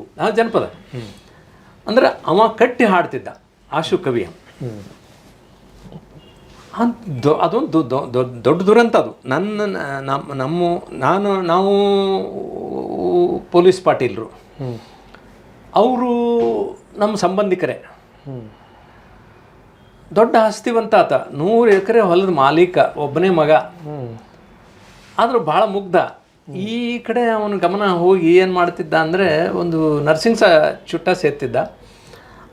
ಒಂದು ಚುಟ್ಟ ಕಟ್ಟು ಯಾರು ತಂದು ಕೊಟ್ಟು ಹಾಡು ಅಂದ್ರೆ ಹಾಡ್ಕೊತ ಕುಂದ್ರ ಅವನು. ಹೀಗಾಗಿ ಅವಂಗೆ ಚುಟ್ಟದ ಕಟ್ಟು ತಂದು ಕೊಟ್ಟು ಅವನ ಕಡೆಯಿಂದ ಹಾಡಿಸ್ಕೊಳ್ಳೋರು ಒಂದು ಕಡೆ ಇದ್ದರೆ, ಅವನ ಆ ಮುಗ್ಧತೆಯನ್ನು ದುರ್ಬಳಕೆ ಮಾಡಿಕೊಂಡು ಅವನ ಹೊಲಗಳನ್ನೆಲ್ಲ ಎತ್ತಿ ಹಾಕಿದ್ರು ಅವ್ರ ಅಣ್ಣ ತಮ್ಮರು. ಸೊ ನನಗೆ ತಿಳುವಳಿಕೆ ಬರೋ ಅಷ್ಟೊತ್ತಿಗೆ ತನ್ನ ಆ 100 ಎಕರೆ ಹೊಲಗಳನ್ನು ಕಳ್ಕೊಂಡು, ಯಾರು ತನ್ನ ಹೊಲಗಳನ್ನು ಎತ್ತಿ ಹಾಕ್ಕೊಂಡಿದ್ರು ಅವರ ಹೊಲಗಳಿಗೆ ಕೆಲಸ ಮಾಡ್ಕೋಬೇಕಾಯ್ತದ, ಕೂಲಿ ಆಳಾಗಿ ಕಾಯಕ್ಕೆ ಹೋಗ್ತಿದ್ದವ. ಗಂಡುಗಚ್ಚಿ ಹಾಕಿದ್ದು ಒಂದು ದೋತ್ರ, ಬರೀ ಮೈ, ಗೋಣಿ ಚೀಲ, ಒಂದು ಕುಂಚಿಗೆ ಮಾಡಿಕೊಂಡು ತಲೆಗೆ ಹಾಕ್ಕೊಂಡು, ಹೆಗಲಿಗೆ ಒಂದು ತತ್ರಾಣಿ ಹಾಕ್ಕೊಂಡು ಹೊಲಕ್ಕೆ ಹೋಗ್ತಿದ್ದ. ಅವ ಏನು ಹೊಲ ಕಾಯಕ್ಕೆ ಬರ್ತಿದ್ದ, ಅದ್ರ ಎದುರಿಗೆ ನಮ್ಮದೊಂದು ಹೊಲ, ಮಾನ್ಯದ ಹೊಲ, ನಾವು ಗೌಡ್ರ ಮಾನ್ಯದ ಹೊಲ. ಶೇಂಗಾ ಅದು ಎಲ್ಲ ಭಾಳ ಬೆಳೀತಿದ್ರು. ನಮ್ಮ ತಂದೆ ಸಾಲಿ ಹೊತ್ತಾಗುತ್ತಾನೆ ಏನು ಮಾಡ್ತೀರಿ, 9:00 ನಮ್ಮ ಸ್ಕೂಲು ಶುರು ಆಗೋದು. ಮುಂಜಾನೆ ಜಲ್ದಿ ಸಾಲಿ ಹೊತ್ತಾಗೋ ತನಕ ಏನು ಮಾಡ್ತೀರಿ, ದನ ಕರ ಹೊಲ್ದಾಗ ಬರ್ತಾವ, ಮಂದಿ ಎಲ್ಲ ಶೇಂಗಾ ಕಿತ್ತಾರ, ಹೋಗ್ರಿ ಅಂತಂದ್ರೆ ನಾನು ನಮ್ಮ ಅಪ್ಪಗೆ ಏನು ಹೇಳ್ತಿದ್ದೆ, ನಾ ಹೋಗೋದಾದ್ರೆ ಮಾನ್ಯದ ಹೊಲಕ್ಕೆ ಹೋಗ್ತೀನಿ ಅಂತಿದ್ದೆ. ಕಾರಣ ಏನು ಅಂದರೆ, ಇವ ಮಾನ್ಯದ ಹೊಲದ ಎದುರಿಗೆ ಇರ್ತಿದ್ದ ಅನ್ನೋದು. ನಾನು ಹೊಲಕ್ಕೆ ಹೋಗ್ತಿದ್ದೆ. ಅವ್ರ ಹೊಲದ ಒಡ್ಡಿನ ಮೇಲೆ ಒಂದು ಗುಡಿಸಲ ಇತ್ತು, ಆ ಗುಡಿಸಲ ಮೇಲೆ ಕುಂತ್ಕೊಂಡು ಹಿಂಗೆ ಕುಂದಿರ್ತಿದ್ದ ಅವ, ಮೂಡಿ ಮನುಷ್ಯ. ಯಾವಾಗ ಅವಾಗ ಒಳಗೆ ಹಾಡು ಉಕ್ಕಿ ಬರ್ತಿತ್ತು, ಹಾಡಕ್ಕೆ ಶುರು ಮಾಡ್ತಿದ್ದವ. ನಮ್ಮ ಹೊಲ ಬಿಟ್ಟು ಹೋಗಿ ಅವ್ನ ಮುಂದೆ ಕೂಡ್ತಿದ್ದೆ. ಬಂದ್ಯಾಗೋಡೆ ಬಾ ಅಂತಿದ್ದವ. ಮತ್ತು ಯಾವ ಹಾಡು ಕಟ್ಟಿ ಹಾಡು ಅಂತಿದ್ದೆ ನಾನು. ಅವ ಹಾಡ್ತಿದ್ದ, ನಾ ಕೇಳ್ತಿದ್ದೆ. ಈ ಹಾಡೋದು ಕೇಳೋದು ನಮ್ಮದು, ಈ ಕಡೆ ಶೇಂಗಾ ಕೀಳೋದು ಮಂದಿ. ಹಿಂಗೆ ನಾವು ಹೊಲಕ್ಕಾದ್ವಿ, ಅವನು ಹಂಗೆ ನಾನು ಹಂಗೆ. ಇದು ನಾನು 7ನೇ ಕ್ಲಾಸಿಗೆ ಬರುವವರೆಗೂ ಒಂದು 5, 6, 7 ನನಗೆ ತಿಳುವಳಿಕೆ ಬಂದ ಮೇಲೆ ಇವನ ಹಾಡಿಗೆ ನಾನು ಒಲ್ದು ಬಿಟ್ಟಿದ್ದೆ. ಆ ನಂತರ ಅಲ್ಲಿ ನಾನು ಬಿಜಾಪುರಕ್ಕೆ ಹೋದ್ಮೇಲೆ ಇಲ್ಲಿ ಊರಿಗೆ ಬರೋದು ಅಪರೂಪ. ಬಂದಾಗೆಲ್ಲ ಮತ್ತೆ ಅವನ ಹತ್ರ ಹೋಗ್ತಿದ್ದೆ, ಮತ್ತೆ ಯಾವ ಹಾಡು ಕಟ್ಟಿ ಅಂತಿದ್ದೆ, ಅವ ಹಾಡ್ತಿದ್ದ. ಸೊ ಧಾರವಾಡಕ್ಕೆ ಹೋದ ನಂತರ ನಾನು ಎಮ್ಮೆಗಿದ್ದಾಗ ಒಂದು ಜಾನಪದ ಸಮ್ಮೇಳನ ಆಯಿತು. ಜೀಶಂ ಪರಮಶಿವಯ್ಯ ಅದರ ಸರ್ವಾಧ್ಯಕ್ಷರಾಗಿದ್ದರು. ಪ್ರತಿ ವರ್ಷ ಮಾಡ್ತಿದ್ರಲ್ಲ? ಪ್ರತಿ ವರ್ಷ ಮಾಡುವಾಗ ಆ ವರ್ಷ ಜೀಶಂ ಅಧ್ಯಕ್ಷರು ಒಂದಷ್ಟು ಮಂದಿ ಗಾಯಕರನ್ನು ಕರೆಸಿದ್ರು, ಜನಪದ ಗಾಯಕರನ್ನು. ಅವ್ರ ಹಾಡುಗಳನ್ನು ಎಲ್ಲ ನಾ ಕೇಳಿದ್ವಿ. ಜೀಶಂಪ ಅವ್ರನ್ನ ಭಾಳಷ್ಟು ಮೆಚ್ಕೊಂಡು, ಇಂಥ ಅದ್ಭುತ ಗಾಯಕರು ನಮ್ಮ ನಡುವೆ ಬೇಕಾದಷ್ಟು ಜನ ಅದಾರ, ಅವ್ರನ್ನ ಉಳಿಸ್ಕೋಬೇಕಲ್ಲ ಅಂದರು. ಹೆಂಗೆ ಉಳಿಸ್ಕೋಬೇಕು ಅಂತೂ ಅವ್ರು ಏನಂದರು, ಅವರ ಹಾಡುಗಳನ್ನು ನಾವು ಬರೆದಿಟ್ಟು ಪುಸ್ತಕ ರೂಪದೊಳಗೆ ತರಬೇಕು, ಕ್ಯಾಸೆಟ್ನೊಳಗೆ ಅವನು ತುಂಬ್ಕೋಬೇಕು ಅಂತ ಹೇಳಿದಾಗ, ಇಷ್ಟು ದಿವಸ ನನಗೆ ಗೊತ್ತಾಗಿಲ್ಲಲ್ಲ ಇದು ಅನ್ನಿಸ್ತು. ಏನು ಚಡಪಡಿಸ್ಲಿಕ್ಕೆ ಶುರು ಮಾಡಿದೆ. ಈಗ ಏನು ಮಾಡೋದು ಅಂತ ಮಲ್ಶೆಟ್ಟಿ ಗೋವಾದಿಂದ ಒಂದು ಟೇಪ್ ರೆಕಾರ್ಡರ್ ತರಿಸಿದ್ದ. ಕಾಡಿ ಬೇಡಿ ಅವನ ಕಡೆಯಿಂದ ಟೇಪ್ ರೆಕಾರ್ಡರ್ ಇಸ್ಕೊಂಡು ಒಂದು 4 ಖಾಲಿ ಕ್ಯಾಸೆಟ್ ತೊಗೊಂಡು ಅವತ್ತು ಊರಿಗೆ ಹೊಂಟೆನ. ಗಿರ್ಮಲ್ಲನ ಹಾಡು ರೆಕಾರ್ಡ್ ಮಾಡ್ಕೋಬೇಕು ಅಂತ. ಮನ್ಯಾಗ ಏನು ಬ್ಯಾಗ್ ಇಟ್ಟಿದ್ದನ, ಸುಟ್ಕೇಸ್ ಇಟ್ಟಿದ್ದನೋ ಹೊರಗೆ ಹೊಂಟೆ. ನಮ್ಮವ್ವ, ಈಗಾರ ಬಂದಿಯ ತಮ್ಮ, ಏನಾರ ಒಂದಿಷ್ಟು ತಿಂದು ಹೋಗೋಣ, ಬ್ಯಾಡ ತಡಿಬೇ ಅಂತಂದು ಓಡ್ ಹೋದೆ ಹೊಲಕ್ಕೆ. ಗುಡಿಸಲು ಮುಂದೆ ಅವ ಇರಲಿಲ್ಲ. ತಲೆ ಮಟ್ಟ ಜೋಳದ ಬೆಳೆ ಇತ್ತು. ಒಳಗೆ ಹೋಗಿ ಎಲ್ಲ ಹುಡ್ಕಾಡಿ ಬಂದೆ, ಜೋಳ ಅಲ್ಲ. ನಮ್ಮ ಹೊಲದಾಗ ಒಬ್ಬ ನಮ್ಮ ಆಳ್ಮಗ ಇದ್ದ, ದುರ್ಗಪ್ಪ ಅಂದೆ. ಯಾಕ್ರಿ ಅಪ್ಪ ಹಿಂಗ್ಯಾಕೆ ದೂರ ಮಾಡ್ತೀರಿ ಅಂದ. ಯಾಕೋ ಏನು ಮಾಡಿದೆ ಅಂದೆ. ಕಮ್ಗ ದುರ್ಗಾ ಅನ್ರಲ್ಲ, ದುರ್ಗಪ್ಪ ಅಂತೀರಿ ಅಂದ. ಅಲ್ಲ ಇವನ ಅದೇನು ಆಯ್ತಪ್ಪ ದುರ್ಗಾ ಗಿರ್ಮಲಪ್ಪ ಎಲ್ಲಿ ಅಂದ್ಯ. ಗಿರ್ಮಲಪ್ಪನವ್ರು ಹೋದ್ರಲ್ರಿ ಅಪ್ಪ ಅಂದ. ಅಯ್ಯೋ. ಒಡ್ಡಿನ ಮೇಲೆ ಕುತ್ಕೊಂಡು ಗುಳೋ ಅಂತ ಹತ್ಬಿಟ್ಟೆ. ನಾ ಏನು ಉಳಿಸ್ಕೋಬೇಕಂತ ಬಂದೆ, ಅದನ್ನು ಕಳ್ಕೊಂಡ್ನಲ್ವೋ ಯಪ್ಪ ಅಂದು ಹತ್ತು ಹತ್ತು ಹತ್ತು ಅವತ್ತು ಒಂದು ಹಾಡು ಬರೆದೆ ನಾನು.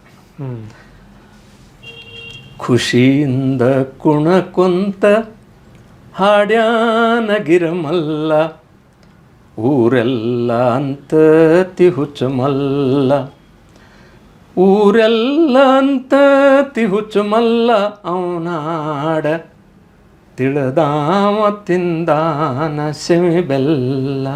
ಓದಿಲ್ಲ ಬರದಿಲ್ಲ ತಿದ್ದಿಲ್ಲ ತೀಡಿಲ್ಲ, ಮಾಡಿದ ಪದಗೋಳ ಎಣಿಸಿಲ್ಲ, ಮಾಡಿದ ಪದಗೋಳ ಎಣಿಸಿಲ್ಲ, ಅವನಾಡ ಒಕ್ಕಿ ಕಣಜಾವ ತುಂಬಿಲ್ಲ. ಕಾಲುಂಗುರಿಂದಿಡಿದು ಕೈಲಾಸದಧಿಪತಿ ಪರಶಿವನ ಮಡದಿ ಸಿರಿಗೌರಿ, ಪರಶಿವನ ಮಡದಿ ಸಿರಿಗೌರಿ ಮುಡಿಯಾನ ದಂಡಿ ಮ್ಯಾಲ್ ಹಾಡ ಕಟ್ಯಾನ.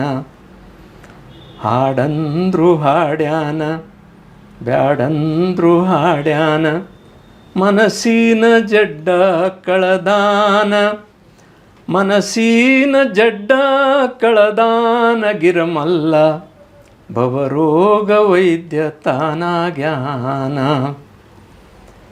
ಬೆಳಕಿನ ದೊರಿಗಿಂತ ಮೊದಲ ತಾನೆದ್ದಾನ, ಇಂಪಾಗಿ ಪದಗೋಳ ಹಾಡ್ಯಾನ, ಇಂಪಾಗಿ ಪದಗೋಳ ಹಾಡ್ಯಾನ. ಚುಕ್ಕೋಳು ಹಾಡ ಕೇಳು ತಾಲ ಮರತಾವ, ಖುಷಿಯಿಂದ ಕುಣಕೊಂತ ಹಾಡ್ಯಾನ ಗಿರಮಲ್ಲ, ಊರೆಲ್ಲ ಅಂತ ತಿಹುಚಮಲ್ಲ. ಇದು ನಾನು ಮೊದಲು ಬರೆದ ಹಾಡು. ನೀವು ಇಂಗ್ಲೀಷ್ ಸಾಹಿತ್ಯದ ವಿದ್ಯಾರ್ಥಿ ಆಗಿರೋದ್ರಿಂದ ಕೋಲ್ರಿಜಿನ ಒಂದು ಪೋಯಮ್ ಬರುತ್ತಲ್ಲ, ಏನ್ಸೆಂಟ್ ಮಾರಿನರ್. ಆಲ್ಬರ್ಟ್ ರಾಸ್ ಕೊಂದದ್ದಕ್ಕೆ ಆತ ಎಲ್ಲಿ ಹೋದಲ್ಲೆಲ್ಲ ತನ್ನ ಆ ಕಥೆಯನ್ನು ಹೇಳ್ಕೋತ ಹೋಗ್ತಾನಲ್ಲ, ಹಂಗೆ ಆ ಗಿರ್ಮಲನ್ನು ಕಳ್ಕೊಂಡದ್ದಕ್ಕೆ ನಾನು ಈ ಕತೆ ಹೇಳ್ಕೊತ ಹೋಗಬೇಕು ಅನ್ನಿಸ್ತು. ಅವನ ಹಾಡು ನಾನು ಕೇಳ್ತಿದ್ದೆ, ನನಗೆ ನೆನಪುಳಿಲಿಲ್ಲ. ಉಳಿಸ್ಕೋಬೇಕು ಅಂತ ಬಂದಾಗ ಉಳಿಸ್ಕೊಳ್ಳೋಕ್ಕಾಗಲಿಲ್ಲ. ಅದಕ್ಕೆ ಆ ಪರಂಪರೆ ಉಳಿಸ್ಬೇಕು ಅಂತ ಲಾವಣಿ ತತ್ವಪದಗಳನ್ನು ನಾನು ಸ್ವತಃ ಬರೆದು ಹಾಡಲಿಕ್ಕೆ. ಬಟ್ ಆ್ಯಕ್ಚುಲಿ ನೀವು ಲಾವಣಿ ತತ್ವಪದ ಬರೀತಾ ಅದನ್ನು ಹಾಡ್ತಾ ಅದನ್ನು ಪ್ರಚಾರ ಮಾಡ್ತಿದ್ದ ಕಾಲದಲ್ಲಿನೇ ಮೇಷ್ಟ್ರುಗಳು, ಅಂದರೆ ಕನ್ನಡ ಮೇಷ್ಟ್ರುಗಳು, ಇಂಗ್ಲೀಷ್ ಮೇಷ್ಟ್ರುಗಳು ಇಬ್ಬರೂ, ಯೂನಿವರ್ಸಿಟಿಯಾಗಿರೋರು, ಕಾಲೇಜ್ನಾಗಿರೋರು ಎಲ್ಲ ಮೇಷ್ಟ್ರುಗಳು, ಸಾಹಿತ್ಯದ ಮೇಷ್ಟ್ರುಗಳು, ಅವರೆಲ್ಲ ಶಾಸ್ತ್ರೀಯವಾದ ಕ್ಲಾಸಿಕ್ ಅಂತ ಹೇಳಬಹುದಾದ ಒಂದು ಗಮ್ಯವಾದ ಮಾರ್ಗದ ದಾಟಿನಲ್ಲಿ ಮಾತಾಡ್ತಾ ಇರುವಾಗ ನಿಮ್ಗೆ ಇನ್ಫೀರಿಯಾರಿಟಿ ಕಾಡಲಿಲ್ವಾ? ಖಂಡಿತವಾಗಿಯೂ ಇಲ್ಲ. ನನಗೆ ನನ್ನ ಅವ್ರಿಗೆ ಸಿಗುವ ಮನ್ನಣೆಗಳಿರ್ಬೋದು, ಅವ್ರಿಗೆ ಸಿಗುವ ಬರೀ ಒಂದಿಲ್ಲ, ಸೆಮಿನಾರ್ಗಳು, ಮನ್ನಣೆಗಳು, ಕವಿಗೋಷ್ಠಿಗಳು ಎಲ್ಲವೂ ಒಂಥರ ಒಂದು ಇನ್ಫೀರಿಯಾರಿಟಿಯನ್ನು ಕ್ರಿಯೇಟ್ ಮಾಡ್ತಾವಲ್ವಾ? ಆ್ಯಕ್ಚುಲಿ ಇಲ್ಲ, ನನಗೆ ದೇಸಿ ಫೌಂಡೇಶನ್ ಅದೇ ಬೇರು, ಇದ್ರ ಮೇಲೆ ಬೇಕಾದಷ್ಟು ನಾನೇ ಅದಕ್ಕೆ ಹೇಳಿದ್ನಲ್ಲ, ಅಂದರೆ ಬೆವರು ಧರ್ಮದ ತಂದೆ ಜನಪದ, ಸಕಲ ಕಲೆಗಳ ತಾಯಿ ಜನಪದ. ಹೌದು, ಇದು ಗಟ್ಟಿತ್ತು ಅಂತಂದ್ರೆ ಇದ್ರ ಮೇಲೆ ಬೇಕಾದಷ್ಟು ಅಂತಸ್ತು ಕಟ್ಬೋದು ನಾವು. ಅದಕ್ಕೆ ನಾನು ನವ್ಯ ಕವಿತೆಗಳನ್ನು ಬರೆದಿದ್ರಿ. ಆಮೇಲೆ ಈ ಲಾವಣಿ ತತ್ವಪದಗಳನ್ನು ಬರೆದಿದ್ದೀನಿ, ಭಾವಗೀತೆಗಳನ್ನು ಬರೆದಿದ್ದೀನಿ. ಬಟ್ ನೀವು ಆ್ಯಕ್ಚುಲಿ ನಿಮ್ಮ ಲಾವಣಿ, ತತ್ವಪದ, ಭಾವಗೀತೆ ಇವುಗಳ ಹಿಂದೆ ನಿಮ್ಮ ಕವಿತೆಗಳು ಅಡಗಿ ಹೋದವು ಅಂತ ಅನಿಸಲ್ವಾ ನಿಮಗೆ? ನನಗೇನು ಹಂಗೆ ಅನಿಸಿಲ್ಲ.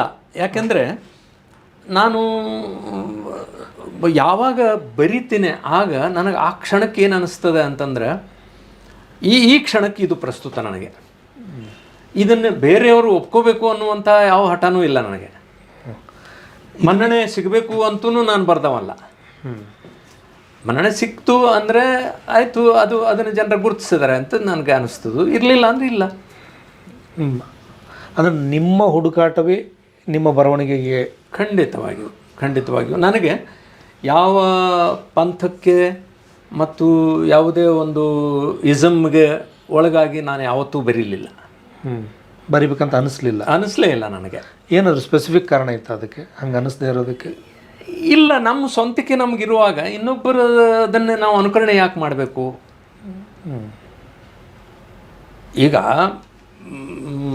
ಬಂಡಾಯ ಅಂತೀರಿ. ನನಗೆ ನನ್ನ ಅಭ್ಯಾಸದ ಹಿನ್ನೆಲೆ ಒಳಗೆ ನನಗೆ ಏನು ಅನಿಸ್ತಿತ್ತು ಅಂದರೆ, ಬಸವಣ್ಣನಕ್ಕಿಂತ ದೊಡ್ಡ ಬಂಡಾಯಿ ಇನ್ನೊಬ್ಬ ಇಲ್ಲ ಅಂತ ಅನಿಸ್ತಿತ್ತು ನನಗೆ. ಅಪ್ಪನು ನಮ್ಮ ಮಾದಾರ ಚೆನ್ನಯ್ಯ, ಬಪ್ಪನು ನಮ್ಮ ಡೋಹಾರ ಕಕ್ಕಯ್ಯ, ಚಿಕ್ಕಯ್ಯ ನೆಮ್ಮಯ್ಯ ಕಾಣಿರೋ ಅಂತ ಅವ ಹೇಳ್ದ. ಅಂದರೆ ಮೇಲಿನಿಂದ ಕೆಳಗೆ ಬಂದು ಕೀಳಿಂಗಲ್ಲದೆ ಹಯ್ಯನು ಕರೆಯುವುದೇ ಅನ್ನುವಂಥ ಮಾತನ್ನು ಹೇಳೋದಲ್ಲ. ಇದಕ್ಕಿಂತ ದೊಡ್ಡ ಬಂಡಾಯ ಯಾರು ಮಾಡಿದ್ದಾರೆ? ಹಾಗೆ ನಾನು ಮೊದಲು ಬಂಡಾಯ ಎದ್ದದ್ದು ನನ್ನ ವಿರುದ್ಧ, ನನ್ನ ಪರಿಸರದ ವಿರುದ್ಧ, ನನ್ನ ತಂದೆಯ ವಿರುದ್ಧ. ಯಾಕೆ ಅಂದರೆ ನಮ್ಮ ತಂದೆ ನನಗೆ ಬಾಪು ಅಂತ ಹೆಸರಿಟ್ಟರು. ಆಗ ನನಗೇನಾಯ್ತು, ಬಾಪು ನನ್ನನ್ನು ಲೀಡ್ ಮಾಡಲಿಕ್ಕೆ ಶುರು ಮಾಡಿದರು. ನಾನು ಹೋಗುವಾಗ ಒಂದೊಂದು ಸಂದರ್ಭದೊಳಗೆ ಏನು ಅನ್ನಿಸ್ತಿತ್ತು ಅಂದರೆ, ನಾನು BA ಪಾಸಾದ ನಂತರ ನನಗೆ ಮಹಾರಾಷ್ಟ್ರ ರಾಜ್ಯದ ಸಬ್ ಇನ್ಸ್ಪೆಕ್ಟರ್ ಪೊಲೀಸ್ ನೌಕರಿ ಕೊಡ್ತೀನಿ ಅಂತ ಆಗಿನ ಕಾಲಕ್ಕೆ IGP ಆಗಿದ್ದವ್ರಿಗೆ ಬೇಕಾದಷ್ಟು ಅಧಿಕಾರ ಇತ್ತು.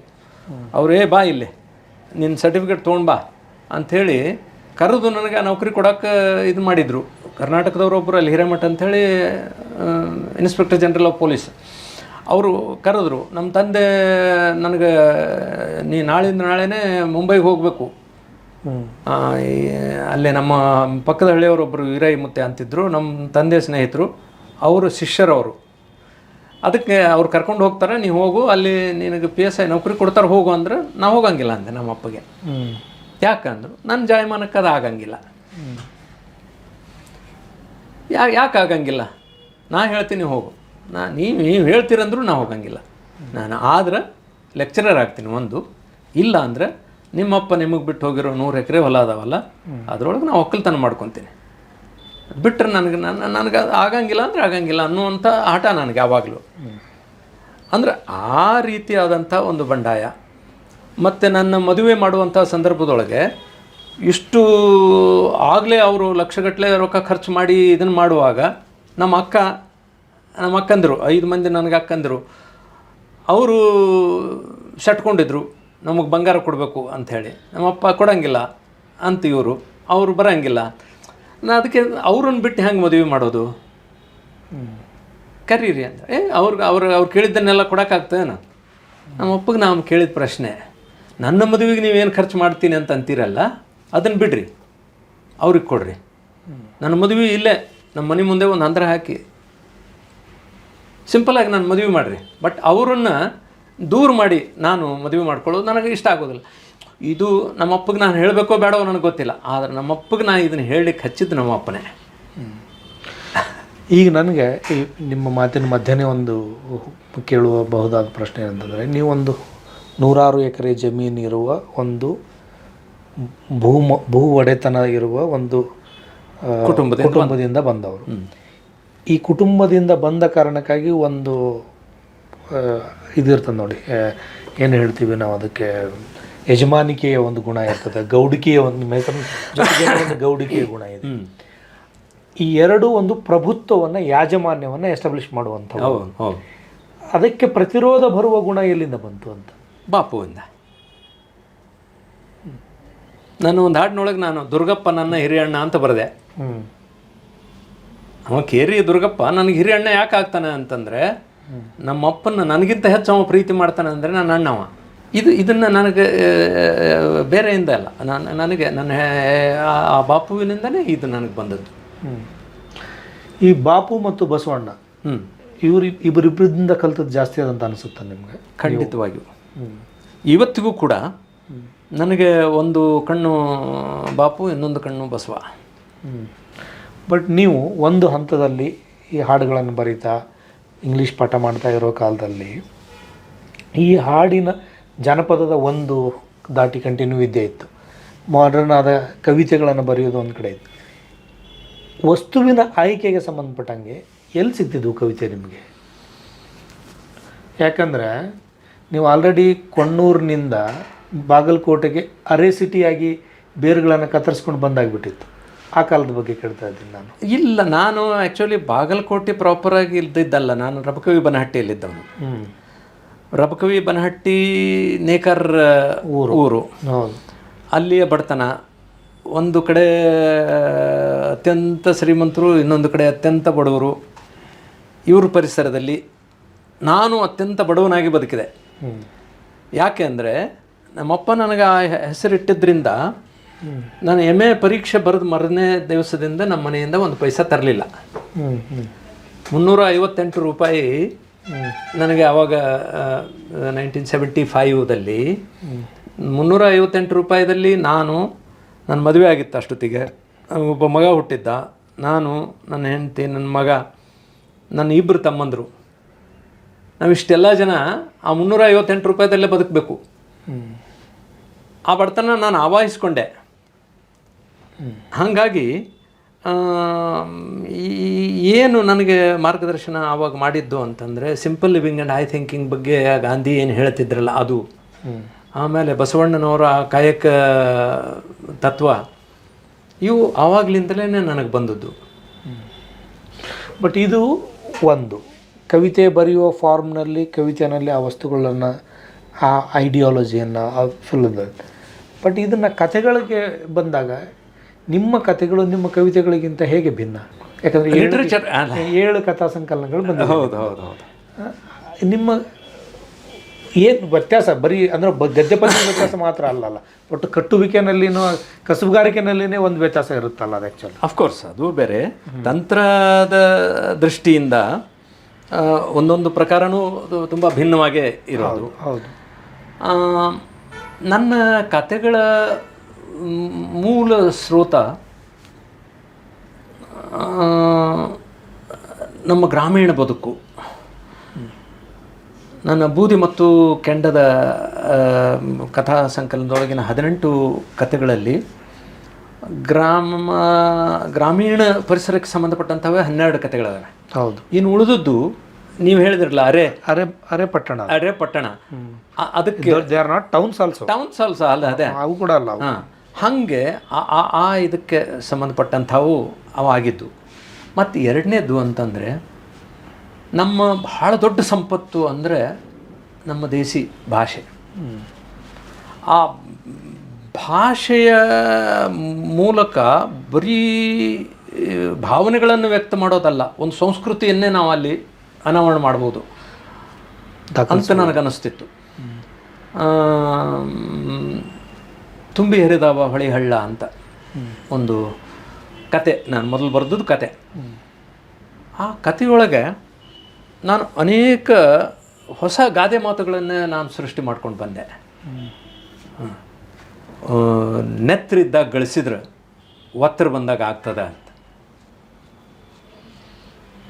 ನಮ್ಮ ಹಳ್ಳಿಯ ಯುವಕರಿಗೆ ಒಬ್ಬ ಆ ಪರಿಸರದಲ್ಲಿ ಬೆಳೆದಂಥ ಒಬ್ಬ ಹಿರಿಯ ಹೆಣ್ಮಗಳು ಹೇಗೆ ಮಾರ್ಗದರ್ಶನ ಮಾಡಿದ್ಲು ಅನ್ನೋದಕ್ಕೆ ನಾನು ಇದನ್ನು ಅಲ್ಲಿ ಬಳಸಿದೆ. ಅಂದರೆ ಒಬ್ಬ ಒಳ್ಳೆ ಮನೆತನಸ್ಥ ಒಬ್ಬ ಮನುಷ್ಯ 1 ವರ್ಷ 2 ವರ್ಷ ಬರ ಬಿದ್ದರೆ ತಡ್ಕೊಳ್ಳಿಕ್ಕೆ ಆಗಲಿಲ್ಲ ಅನ್ನೋದಾದ್ರೆ ಹೇಗೆ ಸಂಸಾರ ಮಾಡಿದಿರಿ ನೀವು ಅನ್ನೋದು ಆಕೆ ಪ್ರಶ್ನೆ. ಹೌದು. ತನ್ನ ಎತ್ತುಗಳನ್ನು ಮಾರಿ ಗೋವಾಕ್ಕೆ ದುಡ್ಕೊಂಡು ತಿನ್ಲಿಕ್ಕೆ ಹೋಗುವಂಥ ಒಂದು ಪ್ರಸಂಗ ಬರ್ತದೆ ಅವನಿಗೆ ಅನ್ನುವಾಗ, ಬಾಣಂತಿ ಹೆಂಡತಿನ ಬಿಟ್ಟು ಹೋಗ್ಬೇಕವ ಇಲ್ಲಿ, ಯಾರ ಹತ್ರ ಬಿಟ್ಟು ಹೋಗಬೇಕು?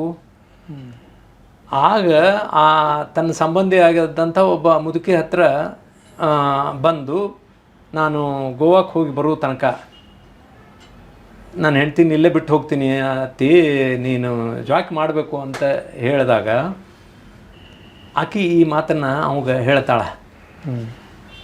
ನೆತ್ತರಿದ್ದಾಗ ಗಳಿಸಿದ್ರೆ ಒತ್ತಡ ಬಂದಾಗ ಆಗ್ತತೆ ಅನ್ನೋ ತಿಳಿಲಿಲ್ಲ ನಿನಗೆ. ನೀನು ಆ ವರ್ಷಕ್ಕನ ನೀನೆಲ್ಲ ಬರೋದು ಇದು ಮಾಡಿ ಮುಗಿಸ್ಬಿಟ್ಟು ಹೆಂಗೆ ಅಂತ ಆಕಿ ಅವನಿಗೆ ಕೇಳುವಂಥ ಪ್ರಶ್ನೆ ಅದಲ್ಲ, ಇದು ಇಡೀ ಗ್ರಾಮ ಆರ್ಥಿಕ ವ್ಯವಸ್ಥೆ ಬಗ್ಗೆನೇ ಒಂದು ಪ್ರಶ್ನೆ ಆದಂಗೆ. ಇದು ಹಾಗೆ ನನ್ನ ಭಾಷೆಯ ಮೂಲಕ ಒಂದು ಸಂಸ್ಕೃತಿಯನ್ನು, ಭಾಷೆಯ ಮೂಲಕ ಒಂದು ಟ್ರೆಂಡನ್ನು ಬೆಳೆಸ್ಕೊಂಡು ಹೋಗುವಂಥ ಪ್ರಯತ್ನ ನನ್ನ ಕಥೆಗಳ ಮೂಲಕ, ನಾಟಕಗಳ ಮೂಲಕ ನಾನು ಮಾಡಿದೆ. ಈಗ ನಾಟಕ ಮತ್ತು ಕತೆ, ಕಾವ್ಯಕ್ಕೂ ನಾಟಕಕ್ಕೂ ಒಂದು ಸಾವಯವದ ಸಂಬಂಧ ಇದೆ. ಕಥೆಗೆ ಮತ್ತು ನಾಟಕಕ್ಕೆ ಇನ್ನೊಂದು ರೀತಿಯಾದ ಸಂಬಂಧ ಇದೆ. ಅಂದರೆ ಕಥೆಯಲ್ಲಿನೂ ಒಂದು ವಸ್ತು ಇದೆ, ಇಲ್ಲಿ ಒಂದು ವಸ್ತು ಇದೆ, ಬಟ್ ಕನ್ಸ್ಟ್ರಕ್ಷನ್ನಲ್ಲಿ ವ್ಯತ್ಯಾಸ ಇದೆ. ಈ ನಿಮ್ಮ ನಾಟಕಗಳು 102 ಈ ನಾಟಕಗಳು, ಈ ಕಥೆಗಳು, ಈ ಕವಿತೆಗಳು ಇವುಗಳು ಪರಸ್ಪರ ಕಾಪಿ ಆದವ ವಸ್ತುಗಳು, ಭಾಷೆ, ತಂತ್ರ, ಅಂದರೆ ರಿಪಿಟೇಷನ್ಸ್ ಆಗಲಿಲ್ಲ? ಇಲ್ಲ ಇಲ್ಲ. ಅದನ್ನು ಹೆಂಗೆ ನಿಭಾಯಿಸಿದ್ರಿ? ಈ ಮಾತನ್ನು ನನಗೆ ನಮ್ಮ ಸ್ನೇಹಿತ ಮಲ್ಲಿಕಾರ್ಜುನ್ ಹೆಗ್ಗಳಿಗೆ ಅವರು ಒಂದು ಸಾರಿ ಕೇಳಿದರು, ಇಲ್ಲ ನೀವು ನಾಟಕಕಾರರು, ನೀವು ಬರೀ ಒಂದು ನಾಟಕ ಪ್ರಕಾರವನ್ನೇ ಹಿಡ್ಕೊಂಡು ಹೋಗಬೇಕು, ಉಳಿದದ್ದನ್ನೆಲ್ಲ ಯಾಕೆ ಬರೀತೀರಿ, ಪ್ರಕಾರ ನಿಷ್ಠೆ ಇರಬೇಕು ಅಂತ ಅವ್ರು ಕೇಳಿದರು. ನಾನು ಹೇಳಿದೆ,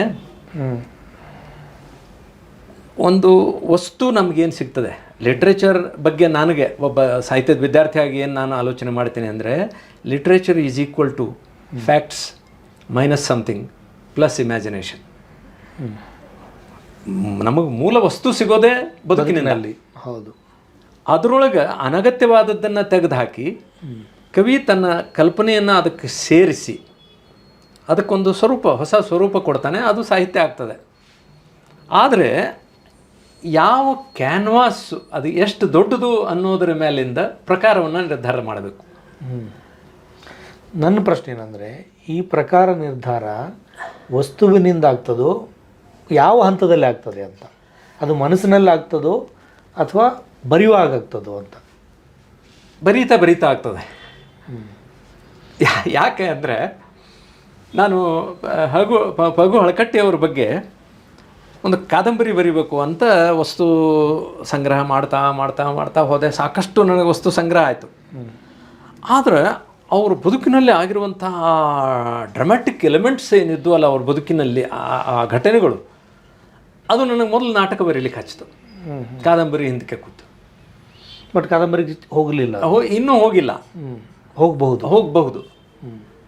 ಯಾಕಂದರೆ ಅದಕ್ಕೆ ಬೇಕಾಗುವಂಥ ವಸ್ತು ತಯಾರಿನೇ ಬೇರೆ ಇದೆ. ತಂತ್ರ, ಅದರ ತಂತ್ರ ಬೇರೆ, ಇದರ ತಂತ್ರ ಬೇರೆ.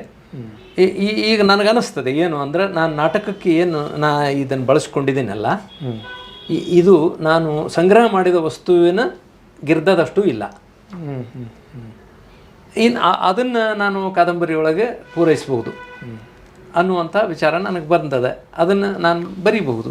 ಬಟ್ ಈಗ ನೀವು ಆ್ಯಕ್ಚುಲಿ ಕಾದಂಬರಿ ಅಂತ ಬರೆದಾಗ ಅದು ಸಾಮಾನ್ಯವಾಗಿ ವ್ಯಕ್ತಿಗಳನ್ನು ಆಧರಿಸಿದ ಕಾದಂಬರಿನ ಇರ್ತಾವ ನಿಮ್ಮ? ಇಲ್ಲ, ಹಂಗೆ ಅಂದರೆ ನಾನು ಓದಿದ 2 ಕಾದಂಬರಿ ಅಂಥವೇ ಇದ್ದಿದ್ದರಿಂದ ಈ ಪ್ರಶ್ನೆ ಕೇಳ್ತಾ ಇದ್ದೆ. ಹೌದೌದು. ಒಂದು ಮಹಾವೃಕ್ಷ ಅಂಥೇಳಿ ಬೆಳಗಾವಿ ನಾಗನೂರು ಶಿವಬಸವ ಸ್ವಾಮಿಗಳ ಬಗ್ಗೆ ಇತ್ತು. ಈಗ ನಾನು ಬರೀತಾ ಇರೋದು ಉರಿಯ ಗದ್ದುಗೆ ಅಂಥೇಳಿ ತೊಂಟ ಸಿದ್ಧಲಿಂಗ ಸ್ವಾಮಿಗಳ ಬಗ್ಗೆ ಇತ್ತು. ಬಟ್ ಇವಕ್ಕೆ ಕಾರಣ ಅಂತಂದರೆ, ಆ ಇಬ್ಬರು ವ್ಯಕ್ತಿಗಳು ಮಾಡಿದಂಥ ಘನವಾದ ಕಾರ್ಯ ಅದು ನನ್ನ ಮೇಲೆ ಪ್ರಭಾವ ಬೀರೋದ್ರಿಂದ ನಾನು ಹಾಗೆ ಬರೆದೆ. ಇದು ಬಿಟ್ಟು ಇನ್ನೊಂದು ದೊರೆ ಇಲ್ಲ ದೂರಿಗೆ ಅಂತ ಒಂದು ಕಾದಂಬರಿ ಇದೆ. ನಾನು ನೋಡಿಲ್ಲ. ಇಲ್ಲ, ಅದು ಇನ್ನೂ ಪ್ರಕಟ ಆಗಿಲ್ಲ. ದೊರೆ ಇಲ್ಲ ದೂರಿಗೆ, ದೊರೆ ಇಲ್ಲ ದೂರಿಗೆ ಎರಡು. ಅಂದರೆ ನಮ್ಮ ಉತ್ತರ ಕರ್ನಾಟಕದ ಭೀಕರ ಬರಗಾಲದ ಸನ್ನಿವೇಶದ ಸಂದರ್ಭದೊಳಗೆ ಬರೆದೆ ನಾನು. 72ರಿಂದ ನಾನು ಅದನ್ನು ನೋಡ್ಕೋತ ಬಂದಿದ್ದೀನಿ. 2 ವರ್ಷ 3 ವರ್ಷಕ್ಕೊಮ್ಮೆ ನಮ್ಮಲ್ಲಿ ಬರಗಾಲ ಬಂದೇ ಬರ್ತದೆ.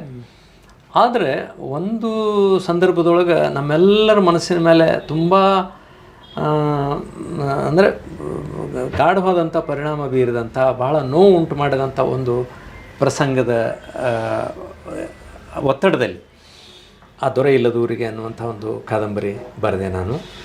ಪರಕಾಯದಲ್ಲಿ 4 ದಿನ ಅಂತ ಇನ್ನೊಂದು, ಅದು ವೃತ್ತಿಗೆ ಸಂಬಂಧಪಟ್ಟ ಹಾಗೆ ಕೆಲವು ಅನುಭವಗಳು, ನನ್ನ ಅನುಭವಗಳು ಅಥವಾ ನನ್ನಂಥವರ ಅನುಭವಗಳನ್ನು ಹಿನ್ನೆಲೆಯಾಗಿಟ್ಕೊಂಡು ಅದನ್ನು ಬರೆದೆ. ಈ 2 ಪ್ರಬಂಧಕ್ಕೆ ಹೊರಳುವುದಿದೆಯಲ್ಲ, ಒಂದು ಪ್ರಬಂಧಕ್ಕೆ ಹೊರಳಿದ್ದು ಅದು ಯಾವ ಘಟ್ಟದಲ್ಲಿ? ಲಲಿತ ಪ್ರಬಂಧಗಳನ್ನು ಅದೇ ಕೆಲವು ಸಂದರ್ಭದೊಳಗೆ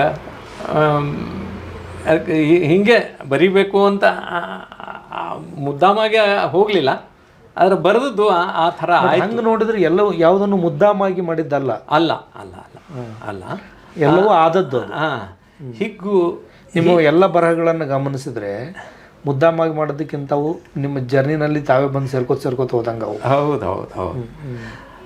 ಹಿಗ್ಗು ಅಂತ ಒಂದು ನನ್ನ ಹೆಂಡತಿ ಜೊತೆ ಮಾತಾಡ್ಕೋತ ಕೂತಿದ್ದೆ. ಆಮೇಲೆ ನಮ್ಮ ಮನೆ ಬಾಲ್ಕನಿಯಲ್ಲಿ ಕೂತಾಗ ನಮ್ಮ ಓಣಿಯಲ್ಲಿ ಆಡುವಂಥ ಮಕ್ಕಳು, ಅವರ ಬಡತನದಲ್ಲೂ ಅವರು ಕಾಣುವಂಥ ಆನಂದ ಅದಲ್ಲ, ಅದಕ್ಕೆ ಸಂಬಂಧಪಟ್ಟಂಗೆ ಹಿಗ್ಗು ಅಂತ ಒಂದು ಲಲಿತ ಪ್ರಬಂಧ ಬರೆದೆ. ಹೊಸತೊಳಗೆ ಪ್ರಕಟ ಆಯ್ತು ಅದು. ಅದಕ್ಕೆ HMT ಲಲಿತ ಪ್ರಬಂಧ ಪ್ರಶಸ್ತಿ ಬಂತು. ಅಂದರೆ ನಾನು ಲಲಿತ ಪ್ರಬಂಧದೊಳಗೂ ಕೂಡ ನಾನು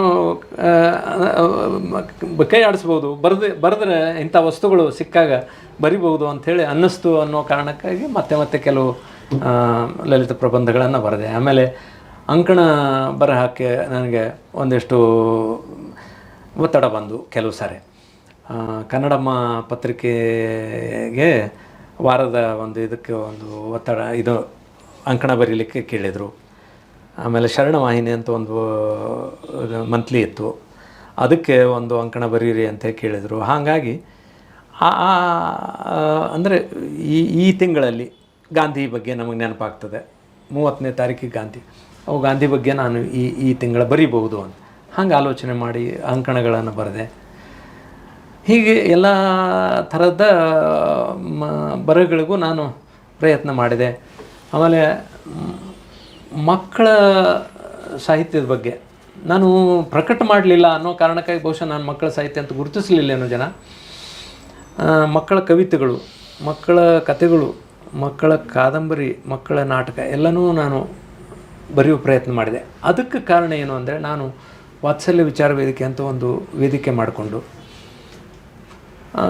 ನಾನು ಹೇಳಿದ್ನಲ್ಲ, ನನಗೆ ಬಡತನ ಆವಾಹಿಸ್ಕೊಂಡ್ರೂ ಕೂಡ ನನಗೆ ಈ ಸಾಂಸ್ಕೃತಿಕ ಶ್ರೀಮಂತಿಕೆ ನನ್ನಿಂದ ಹೋಗಲಿಲ್ಲ. ಬನಹಟ್ಟಿಯಿಂದ ಬೆಂಗಳೂರು 600-620 ಕಿಲೋಮೀಟರ್ ದೂರ. ಬೆಂಗಳೂರಲ್ಲಿ ಒಂದು ಪ್ರೀಮಿಯರ್ ಶೋ ನಾಟಕದ ಯಾವುದಾದ್ರೂ ಆಗ್ತದೆ ಅಂದರೆ ನಾನು ಬನಹಟ್ಟಿಯಿಂದ ಸಾಲ ಮಾಡಿ ಬೆಂಗಳೂರಿಗೆ ಬಂದು ಆ ನಾಟಕ ನೋಡಿ ಹೋಗ್ತಿದ್ದೆ. ಇಲ್ಲಿ ಒಳ್ಳೆಯ ನಾಟಕಗಳನ್ನು ಬನಹಟ್ಟಿ ಕರೆಸಿ ಇವ್ರಿಗೆ ರಿಕ್ವೆಸ್ಟ್ ಮಾಡಿಕೊಂಡು ಪ್ರಾಯೋಜಕತ್ವ ಪಡ್ಕೊಂಡು ಆ ನಾಟಕಗಳನ್ನು ಆಡಿಸ್ತಿದ್ದೆ. ನಮ್ಮ ವಾತ್ಸಲ್ಯ ವಿಚಾರ ವೇದಿಕೆ ಆದ ನಂತರ ನಾವು ಯಾಕೆ ನಾಟಕಗಳನ್ನು ಮಾಡಬಾರ್ದು ಅಂತ ನಾಟಕಗಳನ್ನು ಮಾಡಲಿಕ್ಕೆ ಶುರು ಮಾಡಿದ್ವಿ, ವರ್ಕ್ಶಾಪ್ ಮಾಡಲಿಕ್ಕೆ ಶುರು ಮಾಡಿದ್ವಿ. ದೊಡ್ಡವರ ನಾಟಕಗಳು ಆಡೋದ್ರ ಮೂಲಕನೇ ನಾವು ಬೆಳೀಲಿಕ್ಕೆ ಸಾಧ್ಯ ಇಲ್ಲ. ಮಕ್ಕಳನ್ನು ಈಗಿಂದಲೇ ನಾವು ಕಟ್ತಾ ಹೋದರೆ ಅವರು ನಮಗೊಂದು ಪರಂಪರೆಯನ್ನು ಉಳಿಸ್ಕೊಟ್ಟಾರು ಅನ್ನುವಂಥ ಕಾರಣಕ್ಕಾಗಿ ಮಕ್ಕಳ ನಾಟಕಗಳನ್ನು ಬರಿಬೇಕು ಅಂತ ಅನ್ನಿಸ್ತು. ಮಕ್ಕಳ ನಾಟಕಗಳನ್ನು ಬರೆದು ಮಕ್ಕಳ ನಾಟಕಗಳನ್ನು ಆಡಿಸುವಂಥ ಪ್ರಯತ್ನ ಮಾಡಿದ್ದೀವಿ. ಹೀಗಾಗಿ ಒಂದೊಂದು ಸಾರಿ ಏನಾಗ್ತದೆ ಅಂದರೆ, ನಮ್ಮ ಪರಿಸರ ನಮಗೆ ಒಂದು ರೀತಿಯ ಆಯ್ಕೆಗಳನ್ನು ಕೂಡ ಕ್ರಿಯೇಟ್ ಮಾಡ್ತದೆ, ಹಕ್ಕು ಒತ್ತಾಯ ಮಾಡ್ತದೆ ಅಂದರೂ ಕೂಡ ಅಡ್ಡಿ ಇಲ್ಲ. ಆ ಒತ್ತಡ ನಮಗೆ ಇದು ಮಾಡ್ತದೆ. ಈ ಉದಾಹರಣೆಗೆ ನಾನು ಆ್ಯಕ್ಚುಲಿ ನಾಟಕಗಳನ್ನು ಜಾಸ್ತಿ ಬರೆದಿರಲಿಲ್ಲ. 1972ನೇ ಇಸ್ವಿಯಲ್ಲಿ ನಾನು MA ಫೈನಲ್ ಇಯರ್ ಇದ್ದಾಗ ಯಮುನಾ ಮೂರ್ತಿಯವರು ಧಾರವಾಡ ಆಕಾಶವಾಣಿಯಲ್ಲಿ ಪ್ರೊಡ್ಯೂಸರ್ ಆಗಿದ್ದರು. ಅವರು ನನಗೆ, ನಾನು ಡಿಬೇಟಿಂಗ್ ಆ್ಯಂಡ್ ಡ್ರಾಮೆಟಿಕ್ಸ್ ಇದರದ್ದು ಕಾರ್ಯದರ್ಶಿ ಆಗಿದ್ದೆ ಜಿಮ್ಖಾನಾಗೆ, ಕರ್ನಾಟಕ ಯೂನಿವರ್ಸಿಟಿ ಒಳಗೆ. ಯಮುನಾ ಮೂರ್ತಿಯವ್ರನ್ನ ನಮ್ಮ ನಾಟಕಗಳನ್ನು ನಿರ್ದೇಶನ ಮಾಡಲಿಕ್ಕೆ ಯೂತ್ ಫೆಸ್ಟಿವಲಿಗೆ ನನ್ನ ತಂಗಿ ಒಂದು ಗಂಡು ಕುಡಿ ನಾಟಕ ಆಯ್ಕೆ ಮಾಡ್ಕೊಂಡ್ವಿ, ಲಂಕೇಶ್ರದ್ದು. ಯಮುನಾ ಮೂರ್ತಿಯವ್ರನ್ನ ನೀವು ನಿರ್ದೇಶನ ಮಾಡಿರಿ ಅಂತ ಕರೆದ್ವಿ. ನಾನು ಅದ್ರಾಗ ಪಾತ್ರ ಮಾಡಿದ್ದೆ, ಮಲ್ಶೆಟ್ಟಿ ಪಾತ್ರ ಮಾಡಿದರು. ಹಾಗಾಗಿ ಅಲ್ಲಿ ಅವರು ಬಂದಾಗ ನಮ್ಮಲ್ಲಿ ಇರುವಂಥ ಟ್ಯಾಲೆಂಟ್, ಒಬ್ಬ ನಟನನ್ನು ಗುರುತಿಸಿ ಅವರೇನಂದರು, ನೀವು ಯಾಕೆ ಆಕಾಶವಾಣಿಗೆ ಆಡಿಷನ್ನಿಗೆ ಬರಬಾರ್ದು, ಧ್ವನಿ ಪರೀಕ್ಷೆಗೆ ಯಾಕೆ ಬರಬಾರ್ದು, ನಮ್ಮಂಥವ್ರಿಗೆಲ್ಲ ಏನಾಗ್ತದೆ ರೀ ಅಂತ ನಮ್ಮಲ್ಲಿ ಒಂದು ಕೀಳರಿಮೆ ಇತ್ತು. ಹಳ್ಳಿಯಿಂದ ಹೋದವರು, ನೀವು ಹಂಗೆ ಯಾಕಂತೀರಿ, ಬರ್ರಿ ಅಂಥೇಳಿ ಅಂದು ತಾವೇ ಒಂದು ಫಾರ್ಮ್ ತಂದು ತುಂಬಿಸ್ಕೊಂಡು ಹೋಗಿ ಕೊಟ್ಟರು. ಆಡಿಷನ್ನಿಗೆ ಬಂತು. 36 ಜನ ನಾವು ಹಾಜರಾದ್ವಿ. ಆ 36 ಜನರೊಳಗೆ ಆವಾಗ ಪಾಸ್ ಆದಿದ್ದು ನಾನು ಒಬ್ಬನೇ. ಆವತ್ತಿಂದ ನಮಗೆ ನಾಟಕ ಆಡಲಿಕ್ಕೆ ಅಂದರೆ ರೇಡಿಯೋ ನಾಟಕಗಳಲ್ಲಿ ಭಾಗವಹಿಸಲಿಕ್ಕೆ ಕರೆ ಬಂತು, ಹೋದ್ವಿ. ಅಲ್ಲಿ ಹೋದಾಗ ಏನು ಅನ್ನಿಸ್ತಿತ್ತು, ನನ್ನೊಳಗಿನ ಕಲಾವಿದನನ್ನು ದುಡಿಸ್ಕೊಳ್ಳುವಂಥ ಪಾತ್ರಗಳೇ ಬರ್ತಾ ಇಲ್ಲ, ಅದನ್ನು ಕ್ರಿಯೇಟ್ ಮಾಡೋದು ಯಾಕೆ ಅಂತ ಅವರನ್ನು ನಾನು ಪ್ರಶ್ನೆ ಮಾಡಿದೆ. ಯಾಕೆ ರೀ ಹಿಂಗ್ಯಾಕೆ ಅಂತ. ಹೌದು ನಮಗೂ ಅನ್ನಿಸ್ತದೆ, ಏನು ಮಾಡೋದು, ನೀವೇ ಯಾಕೆ ಬರೀಬಾರ್ದು ಅಂದರು. ನಾನು ನಾಟಕ ಎಲ್ಲಿ ಬರ್ದಿಲ್ಲರಿ ಅಂದೆ. ಬರ್ದಿಲ್ಲ, ಯಾರು ಮೊದಲೇ ಬರೆದಿರ್ತಾರೆ, ಬರೀರಿ ಶುರು ಮಾಡ್ಬೋದು, ಮಾಡಿರಿ ಅಂತ. ಅದು ನನಗೆ ಒಂದು ಪ್ರೇರಣೆ ಆಯಿತು. ನಾನು ಎಲ್ಲಿ ಹೋದನೋ ಕಂದ ಎಲ್ಲಿ ಹೋದನೋ ಅನ್ನುವಂಥ ಒಂದು ನಾಟಕ ಬರೆದು ಆಕಾಶವಾಣಿಗೆ ಕಳಿಸಿದೆ. ಅದು ಪ್ರಸಾರ ಆಯಿತು 1985ದಲ್ಲಿ. ಅದು ಆಗ ಆ ನಾಟಕಕ್ಕೆ ಮೆಚ್ಕೊಂಡು ಪತ್ರ ಬರೆದು 500 ಜನ ಆಕಾಶವಾಣಿಗೆ ಪತ್ರ ಬರೆದಿದ್ದರು. ಆವಾಗ ನನಗೆ 100ಕ್ಕಿಂತ ಹೆಚ್ಚು ಪತ್ರಗಳು ಬಂದಾಗ ನನಗೇನು ಅನ್ನಿಸ್ತು, ಓಹೋ ನನ್ನಲ್ಲಿ ಕೂಡ ಒಬ್ಬ ನಾಟಕಕಾರ ಅದಾನ ಅಂತ ಅನ್ನಿಸ್ತು. ಆಮೇಲೆ ನಾನು ಸುಮ್ಮನೆ ಕೂತರು, ಆಕಾಶವಾಣಿಯವರು ಶ್ರೋತೃಗಳು ನಿಮ್ಮ ನಾಟಕ ಕೇಳಬೇಕು ಅಂತಾರೆ, ಬರೆದು ಕೊಡ್ರಿ, ಮತ್ತೊಂದು ನಾಟಕ ಬರೆದು ಕೊಡ್ರಿ ಅಂತ ಅವರು ಒತ್ತಡ ಹೇರ್ಲಿಕ್ಕೆ ಶುರು ಮಾಡಿದರು. ಹೀಗೆ ಒತ್ತಡ ಹೇರ್ತಾ ಆಕಾಶವಾಣಿಯಿಂದ ನನ್ನ 63 ನಾಟಕಗಳು ಪ್ರಸಾರ ಆದವು. ಅಂದರೆ ಅದಕ್ಕೆ ಬಾಹ್ಯ ಪರಿಸರದ ಒತ್ತಡ ಕೂಡ ಒಮ್ಮೊಮ್ಮೆ ಇರ್ತದೆ, ಆದರೆ ಅವೆಲ್ಲ ಬಂದಾಗಲೇ ಬರಿತೀವಿ ಅಂತಲೂ ಹೇಳಲಿಕ್ಕಾಗಲ್ಲ.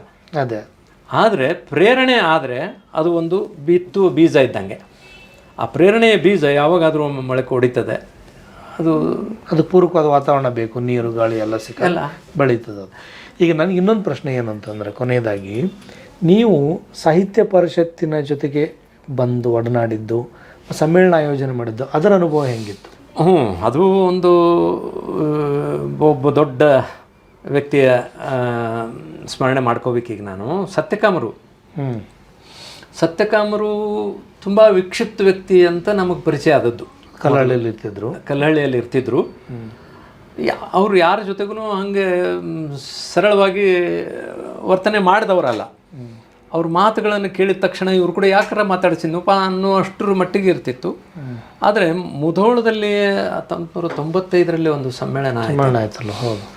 ಆ ಸಂದರ್ಭದಲ್ಲಿ ಅಲ್ಲಿ ಉತ್ತರ ಕರ್ನಾಟಕಕ್ಕೆ ಅನ್ಯಾಯ ಆಗಿದೆ ಅಂತ ಒಂದು ಪ್ರತಿಭಟನೆ ಆ ಭಾಗದ ಸಾಹಿತಿಗಳಿಂದ ಬಂತು.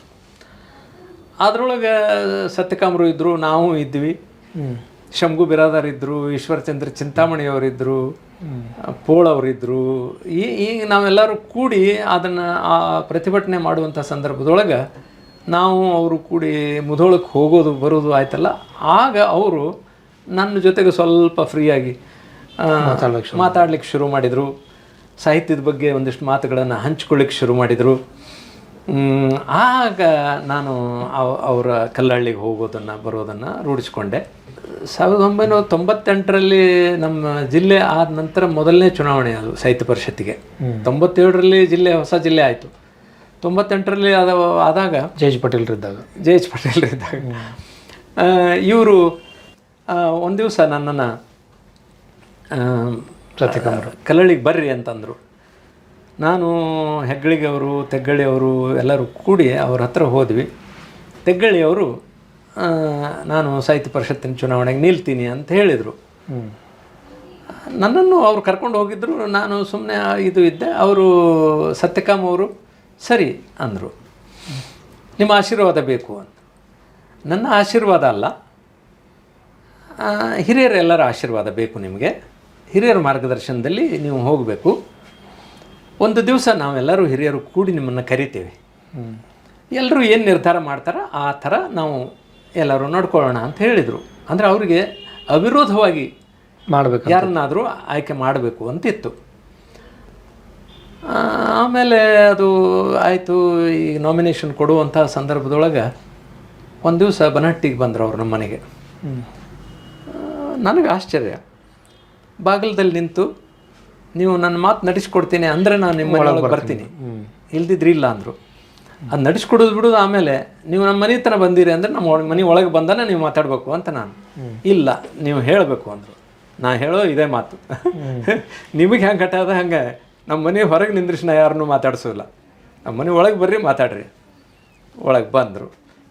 ತಮ್ಮ ಕಿಶೆದೊಳಗಿಂದ ಒಂದಿಷ್ಟು ರೊಕ್ಕ ತೆಗೆದಿಟ್ಟು, ಇವತ್ತಿಂದ ಇವತ್ತೇ ಈ ಹಣ ತೊಗೊಂಡು ನೀವು ಬೆಂಗಳೂರಿಗೆ ಹೋಗಬೇಕು, ಜಿಲ್ಲಾ ಸಾಹಿತ್ಯ ಪರಿಷತ್ತಿನ ಚುನಾವಣೆಗೆ ನೀವು ಅಭ್ಯರ್ಥಿಯಾಗಿ ನಾಮಪತ್ರ ಸಲ್ಲಿಸಿ ಬರಬೇಕು ಅಂದ್ರೆ ಅವರು. ಏನು ರೀ ಎಂದೆ ನಾನು, ನೀವು ಸಾಹಿತಿಗಳು, ನಾನು ಒಬ್ಬ ಸೃಜನಶೀಲ ಸಾಹಿತಿ ಆಗಿರೋದ್ರಿಂದ ಇದರಿಂದ ಸಂಘಟನೆ ಕ್ರಿಯೇಟಿವಿಟಿಗೆ ಹೊಡೆತ ಬೀಳ್ತದೆ ಅಂತ ನಿಮಗೆ ಗೊತ್ತದ, ಆದರೂ ನನಗೆ ನೀವು ಹೇಳ್ತಿರಲಿ. ಅದೆಲ್ಲ ಆಮೇಲೆ, ಮೊದಲು ಈ ಹಣ ತೊಗೊಂಡು ನೀವು ಬೆಂಗಳೂರಿಗೆ ಹೋಗಬೇಕು ಅಂದರು. ಆಯಿತು, ನೀವು ಹಿರಿಯರು ಹ್ಞೂ ಅಂತೀನಿ, ಆದರೆ ಇವ ಹಣ ಯಾಕೆ ತೊಗೊಂಡು ಹೋಗ್ಬೇಕು ನಾನು ಅಂದೆ. ಯಾಕೆಂದರೆ ಇದು ಪಾಪದ ದುಡ್ಡು ಅಂದರು. ಪಾಪದ ದುಡ್ಡು ಯಾಕೆ ಅಂದರೆ ನನಗೆ ಪುಣ್ಯ ಮಾಡಿ ಗೊತ್ತಿಲ್ಲಲ್ಲ. ಆ ಥರ ಮಾತಾಡಿ ಕಡಿಗೆ ಹೇಳಿದೆ ನಾನು ಕ್ಷಮೆ ಮಾಡಿರಿ, ನನಗೆ ಚುನಾವಣೆ ಬಗ್ಗೆ ನನಗೆ ಆಸಕ್ತಿ ಇಲ್ಲ, ಮತ್ತು ನಾನು ಇಂಥ ಸಂಘಟನೆ ಇದರೊಳಗೆ ನಾನು ವೈಯಕ್ತಿಕವಾಗಿ ಏನು ಮಾಡಬೇಕು ಮಾಡ್ತೀನಿ, ನನಗಾಗೋದಿಲ್ಲ ಅಂಥೇಳಿ ಹೇಳಿದಾಗ ಸುಮ್ಮನೆ ಕೂತರು. ಬರ್ರಿ ಊಟ ಮಾಡೋಣ ಅಂದೆ. ಇಲ್ಲ, ನಾನು ಊಟ ಮಾಡೋದಿಲ್ಲ ಅಂದರು. ಅಲ್ಲ, ಊಟಕ್ಕೂ ಇದಕ್ಕೂ ಏನು ಸಂಬಂಧ ಅಂದರು. ಇಲ್ಲ, ಊಟ ಮಾಡಿದಷ್ಟೇ ನನಗೆ ಸಂತೋಷ ಆಗ್ತದೆ, ನೀವು ಹ್ಞೂ ಅನ್ನಬೇಕು ಅಂತ. ಅವರು ಹಾಗೆ ಎದ್ದು ಹೋಗೋದು ನನಗೆ ಸರಿ ಅನ್ನಿಸ್ಲಿಲ್ಲ. ಆಯಿತು, ನಾನು ಹೋಗಿ ಬರ್ತೀನಿ, ಊಟ ಮಾಡಿರಿ ಅಂತಂದು ಊಟ ಮಾಡಿದ ನಂತರ ನಾನು ಹೋಗಿ ಇದು ಮಾಡಿ ಬಂದೆ. ಅವರು ಆಮೇಲೆ ಏನು ಮಾಡಿದರು, ನಾನು, ತೆಗ್ಗಳ್ಳಿ, ಕೋರಟ್ಕರ್, ಆಮೇಲೆ ಅನ್ನದಾನಿ ಹಿರೇಮಠ ಅಂತ ಬಾದಾಮಿಗಿದ್ರು, ಗೊತ್ತು. ಸೊ 4 ಮಂದಿ ನಾಮಿನೇಷನ್ ಕೊಟ್ಟಿದ್ದು. 4 ಜನರನ್ನು ಮನಹಳ್ಳಿ ಅವರು ಇವರು ಎಲ್ಲರೂ ಸೇರಿ ಒಂದು ಕಡೆ ಜಮಖಂಡಿ ಒಳಗೆ ಕರೆದ್ರು. ಆ ಸಂದರ್ಭದೊಳಗೆ ಅನ್ನದಾನಿ ಹಿರೇಮಠ ಬರಲಿಲ್ಲ. ವಜ್ರಮಟ್ಟಿ ಅವರು ನನ್ನನ್ನು ನೀವು ಹೋಗಿ ಕೊಟ್ಟು ಬರ್ರಿ, ಆಮೇಲೆ ಯಾರನ್ನಾದರೂ ಒಬ್ಬರನ್ನ ಮಾಡೋಣ ಅಂತ ಹೇಳಿದವರು ವಜ್ರಮಟ್ಟಿಯವರು ಬರಲಿಲ್ಲ. ಆಮೇಲೆ ಪಿ ವಿ ವಜ್ರಮಟ್ಟಿಯವರು ಸತ್ಯಕಾಮರಿಗೆ ಬೇಜಾರಾಯಿತು. ಯಾಕಂದರೆ ಅವರು ಮಾತಾಡ್ಕೊಂಡು ಕಳಿಸಿದ್ರು, ಯಾರನ್ನಾದರೂ ಮಾಡೋಣ, ಅದರ ಯುನಾನಿಮಸ್ ಆಗಿ ಮಾಡೋಣ ಅಂತ. ಅವ್ರು ಬರಲಿಲ್ಲ ಅಂದ ಕೂಡಲೇ ಇವರಿಗೆ ಬೇಜಾರಾಯಿತು. ಕೊನೆಯದಾಗಿ ನಾವೊಂದು ಪ್ರಯತ್ನ ಮಾಡ್ತೀನಿ ಅಂತ ಮನಹಳ್ಳಿಯವರು ಹೋಗಿ ಅವ್ರನ್ನ ಕರ್ಕೊಂಡು ಬಂದರು. ಬಂದ ತಕ್ಷಣ ಅವ್ರು ಏನು ಹೇಳಿದರು, ಈಗ ಯಾರಿಗೂ ನೀವು ತಗೋ ಅಂತ ಹೇಳಬೇಡ್ರಿ, ಇದು ಪ್ರಜಾಪ್ರಭುತ್ವ, ಯಾರು ಬೇಕಾದವರು ಚುನಾವಣೆಯಲ್ಲಿ ಸ್ಪರ್ಧಿಸಲಿ ಅಂದರು. ಮತ್ತು ಆವತ್ತು ಮಾತಾಡಿದ ಮಾತು ನಿಮ್ಮದು ಇವತ್ತು ಇಲ್ಲ ಅಲ್ಲ. ಹೌದು, ಯುನಾನಿಮಸ್ ಮಾಡಬೇಕು ಅಂದು ಇವತ್ತು ನಿಮ್ಮ ಮಾತು ಅದಿಲ್ಲ ಅಂದ ಕೂಡಲೇ ಅವರು ಸತ್ಯಕಾಮರ್ ನನಗೆ ಹೇಳಿದರು, ಪೊಲೀಸ್ ಪಾಟೀಲ್ರೆ, ನಾನು ನಿಮಗೆ ಒತ್ತಾಯ ಮಾಡಿದ್ದು ತಪ್ಪಾಯಿತು, ನನ್ನನ್ನು ಕ್ಷಮಿಸ್ರಿ, ಈಗ ನಿಮ್ಮ ಮನಸ್ಸಿಗೆ ಏನು ತಿಳಿತದೆ ಹಾಗೆ ಮಾಡಿ ಅಂತ ಹೇಳಿದರು. ನಾನು ನನಗೆ ಮೊದಲೇ ಬೇಕಾಗಿರಲಿಲ್ಲ. ಆಯಿತು ಅಂದು ನಂದು ನಾಮಿನೇಷನ್ ವಿತ್ಡ್ರಾ ಮಾಡೋದಕ್ಕೆ ಕೋರಟ್ಕರ್ ಅವ್ರ ಕೈಯಲ್ಲಿ ಕಳಿಸ್ಕೊಟ್ಬಿಟ್ಟೆ. ನಾನು ಅವರು ಹೋಗ್ತಿದ್ರು, ಹೆಂಗಿದ್ರು ಕೊಟ್ಟೆ. ಅವರು ಮತ್ತು ಇನ್ನು ಉಳಿದೆಲ್ಲ ಅವರು ಏನೋ ಮಾತಾಡಿಕೊಂಡು ತಮ್ಮದನ್ನೇ ವಿತ್ಡ್ರಾ ಮಾಡಿಕೊಂಡು ನನ್ನನ್ನು ಉಳಿಸಿ ಬಂದುಬಿಟ್ರು. ಹೀಗಾಗಿ ನನಗೆ ಅದು ಸ್ಪರ್ಧೆ ಅನಿವಾರ್ಯ ಆಯಿತು. ನನ್ನನ್ನು ಜನ ಗೆಲ್ಲಿಸಿದ್ರು. ಓಟ್ ಆಯಿತು, ಯುನಾನಿಮಸ್ ಆಗಲಿಲ್ಲ, ಅನಿವಾರ್ಯ ಆಯಿತು, ಚುನಾವಣೆ ಎದುರಿಸೋದು ಆಯಿತು. ನಾನು ಆಯ್ಕೆ ಆದಾಗ ಬಾಗಲಕೋಟೆ ತನಕ ಇವರು ಸತ್ಯಕಾಮರು ಬಂದು ನನಗೆ ಹಾರ ಹಾಕಿ ಸನ್ಮಾನ ಮಾಡಿ 10 ಕೂಡ 11 ಆಗಬೇಡ್ರಿ, ನೀವೇನು ಮಾಡ್ತೀರಿ ಅದು ಶಾಶ್ವತವಾಗಿ ಈ ಜಿಲ್ಲೆ ಇತಿಹಾಸದಲ್ಲಿ ಉಳಿಬೇಕು, ಹಾಗೆ ಕೆಲಸ ಮಾಡಿರಿ ಅಂತ ಹೇಳಿದರು. ಅದಾದ ನಂತರ 98ರ ದೀಪಾವಳಿ ದಿವಸನೇ ಅವ್ರು ತೀರ್ಕೊಂಡ್ಬಿಟ್ರು. ಹಾಗಾಗಿ ನನಗೆ ಅವರಿಂದ ಸಿಕ್ಕಿರುವಂಥ ಪ್ರೇರಣೆಯಿಂದಾಗಿ ಮತ್ತು ಸಿದ್ದೇಶ್ವರ ಸ್ವಾಮಿಗಳು ನನಗೆ ಕರೆದು ಆಶೀರ್ವಾದ ಮಾಡಿದರು. ನೀವು ಆರಿಸಿ ಬಂದದ್ದು ನಮಗೆ ಹಂದೆ ಹಾಲು ಕೊಡೋದಷ್ಟು ಸಂತೋಷ ಆಗೈತಿ, ನೀವು ಒಳ್ಳೆ ಕೆಲಸ ಮಾಡ್ತೀರಿ ಗೊತ್ತು, ಮಾಡಿರಿ, ನಿಮ್ಮ ಜೊತೆಗೆ ನಾವು ಅದೀವಿ ಅಂತ ಹೇಳಿದರು. ಆ ಪ್ರೇರಣೆಯಿಂದ ನಾನು ಅಖಿಲ ಭಾರತ ಸಾಹಿತ್ಯ ಸಮ್ಮೇಳನ ಬಾಗಲಕೋಟೆಯಲ್ಲಿ ತಂದು. ಇಷ್ಟೊತ್ತು ನಿಮ್ಮ ಸಾಹಿತ್ಯದ ಬಗ್ಗೆ, ಸಂಘಟನೆ, ಬರವಣಿಗೆ ಬಗ್ಗೆ ಹಲವು ಸಂಗತಿಗಳನ್ನು ನಮ್ಮ ಜೊತೆ ಹಂಚ್ಕೊಂಡ್ರಿ. ನೀವು ಟೈಮ್ ಕೊಟ್ಟಿದ್ದಕ್ಕೆ ನಿಮಗೆ ಕೃತಜ್ಞತೆಗಳನ್ನ ಹೇಳ್ತಾನೆ. ಸಂತೋಷ.